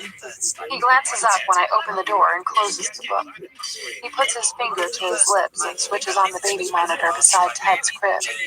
He adjusts Ted's bedclothes, strokes his cheek, then straightens up and tiptoes over to me without making a sound. It's hard not to giggle at him. Out in the hallway, Christian pulls me into his embrace. God, I love him, but it's great when he's asleep, he murmurs against my lips. I couldn't agree with you more. He gazes down at me, eyes soft. I can hardly believe he's been with us for 2 years. I know.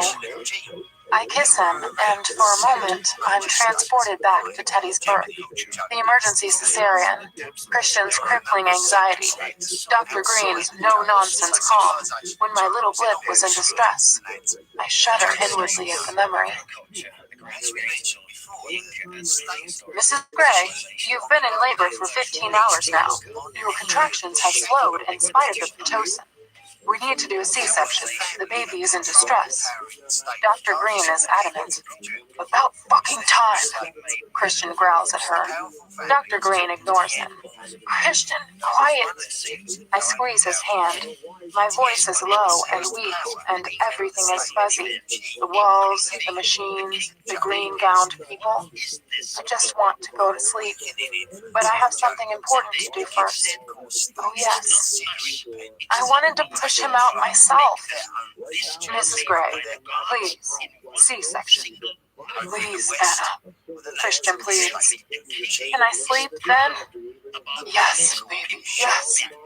It's almost a sob, and Christian kisses my forehead. I want to see the little blip. You will. Okay, I whisper. Finally, Dr. Green mutters. Nurse, pays the anesthesiologist. Dr. Miller, prep for a C-section. Mrs. Gray, we are going to move you to the OR. Who? Christian and I speak at once. Yes, now. And suddenly, we're moving. Quickly, the lights on the ceiling blurring into one long bright strip as I'm whisked across the corridor. Mr. Gray, you'll need to change into scrubs. What? Now, Mr. Gray. He squeezes my hand and releases me. Christian! I call, panic setting in.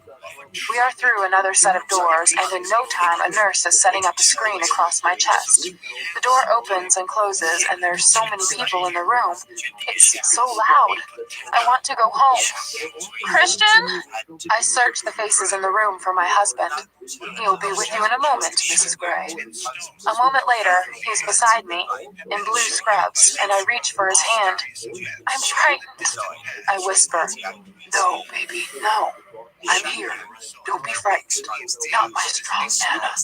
He kisses my forehead, and I can tell by the tone of his voice that something's wrong. What is it? What? What's wrong?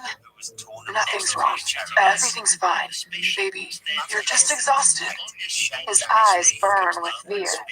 Mrs. Gray, the anesthesiologist is here. He's going to adjust your epidural, and then we can proceed. She's having another contraction. Everything tightens like a steel band around my belly. Shit! I crush Christian's hand as I ride it out. This is what's tiring. Enduring this pain. I am so tired. I can feel the numbing liquid spread down. I concentrate on Christian's face and the furrow between his brows. He's tense. He's worried. Why is he worried? Can you feel this, Mrs. Gray? Dr. Green's disembodied voice is coming from behind the curtain. Feel what? You can't feel it. No. Good. Dr. Miller, let's go. You're doing well, Anna. Christian is pale. There is sweat on his brow. He's scared. Don't be scared, Christian. Don't be scared. I love you. I whisper. Oh, Anna. He sobs. I You too. So much. I feel a strange pulling deep inside, like nothing I've felt before. Christian looks over the screen and blanches, but stares, fascinated. What's happening? Suction? Good. Suddenly, there's a piercing, angry cry.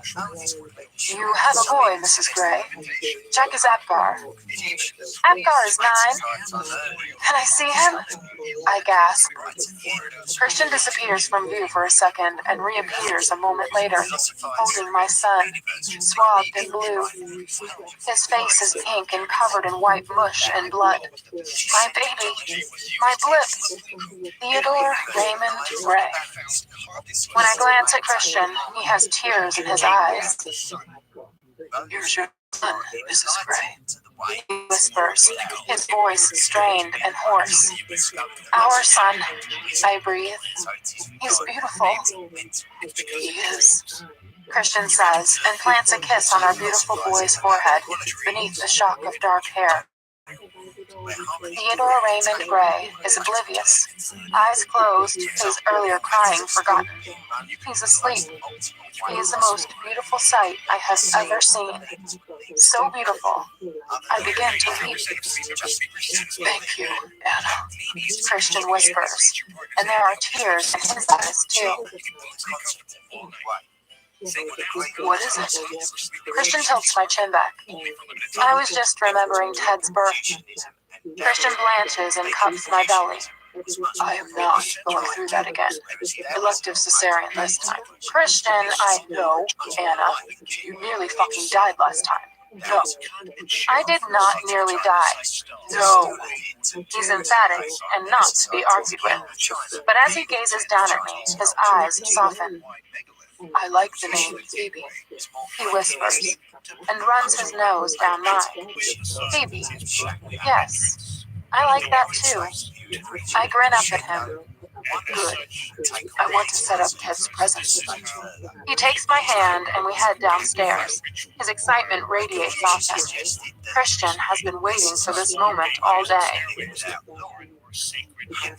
Do you think he'll like it? His apprehensive gaze meets mine. He'll love it. About 2 minutes. Christian, he's only 2. Christian has finished setting up the wooden train set he bought Teddy for his birthday. He's had Barney at the office convert 2 of the little engines to run on solar power, like the helicopter I gave Christian a few years ago. Christian seems anxious for the sun to rise. I suspect that's because he wants to play with the train set himself. The layout covers most of the stone floor of our outdoor room. Tomorrow, we will have a family party for Ted. Ray and Jose will be coming and all the Grays, including Ted's new cousin, Ava, Kate and Elliot's 2-month-old daughter. I look forward to catching up with Kate and seeing how motherhood is agreeing with her. I gaze up at the view as the sun sinks behind the Olympic Peninsula. It's everything Christian promised it would be, and I get the same joyful thrill seeing it now as I did the first time. It's simply stunning. Twilight over the sound. Christian pulls me into his arms. It's quite a view. It is, Christian answers. And when I turn to look at him, he is gazing at me. He plants a soft kiss on my lips. It's a beautiful view, he murmurs. My favorite. It's home. He grins and kisses me again. I love you, Mrs. Gray. I love you too, Christian. Always. Shades of Christian. 50's first Christmas. My sweater is scratchy and smells of new. Everything is new. I have a new mommy. She is a doctor. She has a stethoscope that I can stick in my ears and hear my heart. She is kind and smiles. She smiles all the time. Her teeth are small and white. Do you want to help me decorate the tree, Christian? There is a big tree in the room with the big couches. A big tree. I have seen these before, but in stores, not inside where the couches are. My new house has lots of couches. Not one couch. Not one brown sticky couch. Here, look. My new mommy shows me a box, and it's full of balls. Lots of pretty shiny balls. These are ornaments for the tree. Ornaments. Ornaments. My head says the word. Ornament. And these. She stops and pulls out a string with little flowers on them. These are the lights. Lights first, and then we can trim the tree. She reaches down and puts her fingers in my hair. I go very still, but I like her fingers in my hair. I like to be near new mommy. She smells good, clean, and she only touches my hair. Mom! He's calling. Elliot. He's big and loud, very loud. He talks all the time. I don't talk at all. I have no words. I have words in my head. Elliot, darling, we're in the sitting room. He runs in. He has been to school. He has a picture he has drawn from my new mommy. She is Elliot's mommy too. She kneels down and hugs him and looks at the picture. It is a house with a mommy and a daddy and a Elliot and a Christian. Christian is very small in Elliot's picture. Elliot is big. He has a big smile. And Christian has a sack. I squeeze my blankie. Hello, Christian. Daddy has a deep, soft voice. I like his voice. He is never loud. He does not shout. He does not shout like... He reads books to me when I go to bed. He reads about a cat and a hat and green eggs and ham. I have never seen green eggs. Daddy bends down so he is small. What did you do today? I show him the tree. You bought a tree? A Christmas tree? I say yes with my head. It's a beautiful tree. You and Mommy chose very well. It's an important job choosing the right tree. He pats my hair too, and I go very still and hold my blanket tight. Daddy doesn't hurt me. Daddy, look at my picture. Elliot is mad when Daddy talks to me. Elliot is mad at me. I smack Elliot when he is mad at me. New mommy is mad at me if I do. Elliot does not smack me. Elliot is scared of me. The lights on the tree are pretty. Here, let me show you. The hook goes through the little eye, and then you can hang it on the tree. It's the red ornament on the tree. You try with this little bell. The little bell rings. I shake it. The sound is a happy sound. I shake it again. Mommy smiles. A big smile. A special smile for me. You like the bell, Christian? I say yes with my head and shake the bell once more, and it tinkles happily. You have a lovely smile, darling boy. Mommy blinks and wipes her hand on her eyes. She strokes my hair. I love to see your smile. Her hand moves to my shoulder. No. I step back and squeeze my blankie. Mommy looks sad and then happy. She strokes my hair.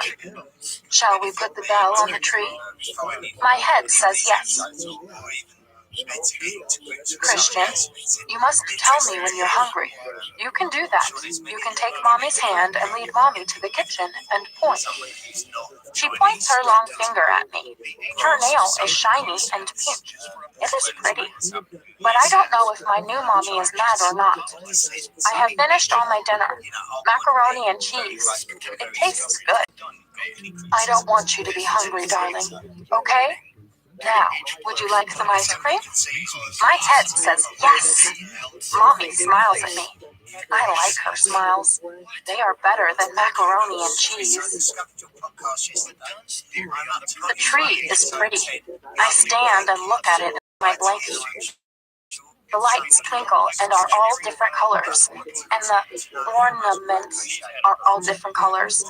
I like the blue ones, and on the top of the tree is a big star. Daddy helped Elliot up, and Elliot put the star on the tree. Elliot likes putting the star on the tree. I want to put the star on the tree, but I don't want Daddy to hold me up high. I don't want him to hold me. The star is sparkly and bright. Beside the tree is the piano. My new mommy lets me touch the black and white on the piano. Black and white. I like the white sound. The black sound is wrong, but I like the black sound too. I go white to black, white to black, black to white, white, white, white, white, black, black, black, black. I like the sound. I like the sound a lot. Do you want me to play for you, Christian? My new mommy sits down.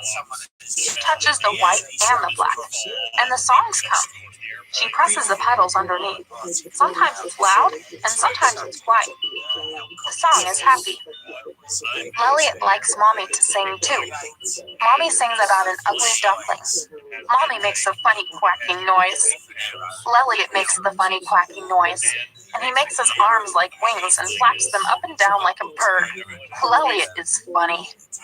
Mommy laughs. Elliot laughs. I laugh. Do you like this song, Christian? And Mommy has her sad, happy face. I have a stocking. It is red, and it has a picture of a man with a red hat and a big white beard. He is Santa. Santa brings presents. I have seen pictures of Santa, but Santa never brought me presents before. I was bad. Santa doesn't bring presents to boys who are bad. Now, I am good. My new mommy says I am good. Very good. New mommy doesn't know. I must never tell new mommy, but I am bad. I don't want new mommy to know that. Daddy hangs the stocking over the fireplace. Elliot has a stocking too. Elliot can read the word on his stocking. It says Elliot. There is a word on my stocking. Christian. New mommy spells it out. CHRISTIAN.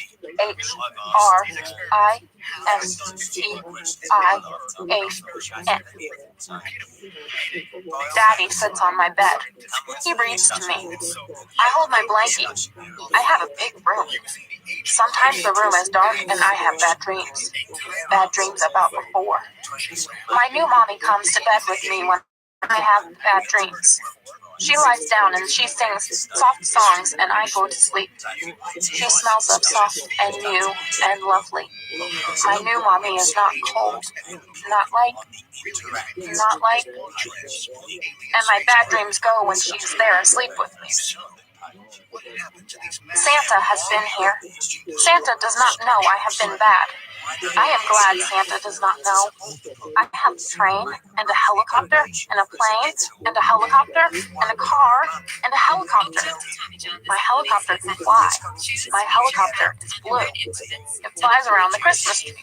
It flies over the piano and lands in the middle of the white. It flies over Mommy, and flies over Daddy, and flies over Elliot as he plays with the Legos. The helicopter flies through the house, through the dining room, through the kitchen. He flies past the door to Daddy's study and upstairs in my bedroom. In Lelia's bedroom, Mommy and Daddy's bedroom. He flies through the house because it's my house. My house where I live. Meet 50 Shades. Monday, May 9th, 2011.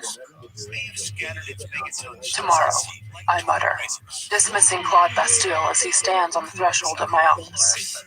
Golf this week, ready. Bastille grins with easy arrogance, knowing that his victory on the golf course is assured. I scowl after him as he turns and leaves. His parting words rub salt into my wounds because, despite my heroic attempts in the gym this morning, my personal trainer has kicked my ass. Bastille is the only one who can beat me, and now he wants another pound of flesh on the golf course. I detest golf, but so much business is done on the fairways I have to endure his lessons there, too. And though I hate to admit it, Bastille does go some way to improving my game. As I stare out at the Seattle skyline, the familiar ennui sweeps into my consciousness. My mood is as flat and gray as the weather. My days are blending together with no distinction, and I need some kind of diversion. I've worked all weekend, and now, in the continued confines of my office, I'm restless. I shouldn't feel this way, not after several bouts with Bastille, but I do. I frown. The sobering truth is that the only thing to capture my interest recently has been my decision to send 2 freighters of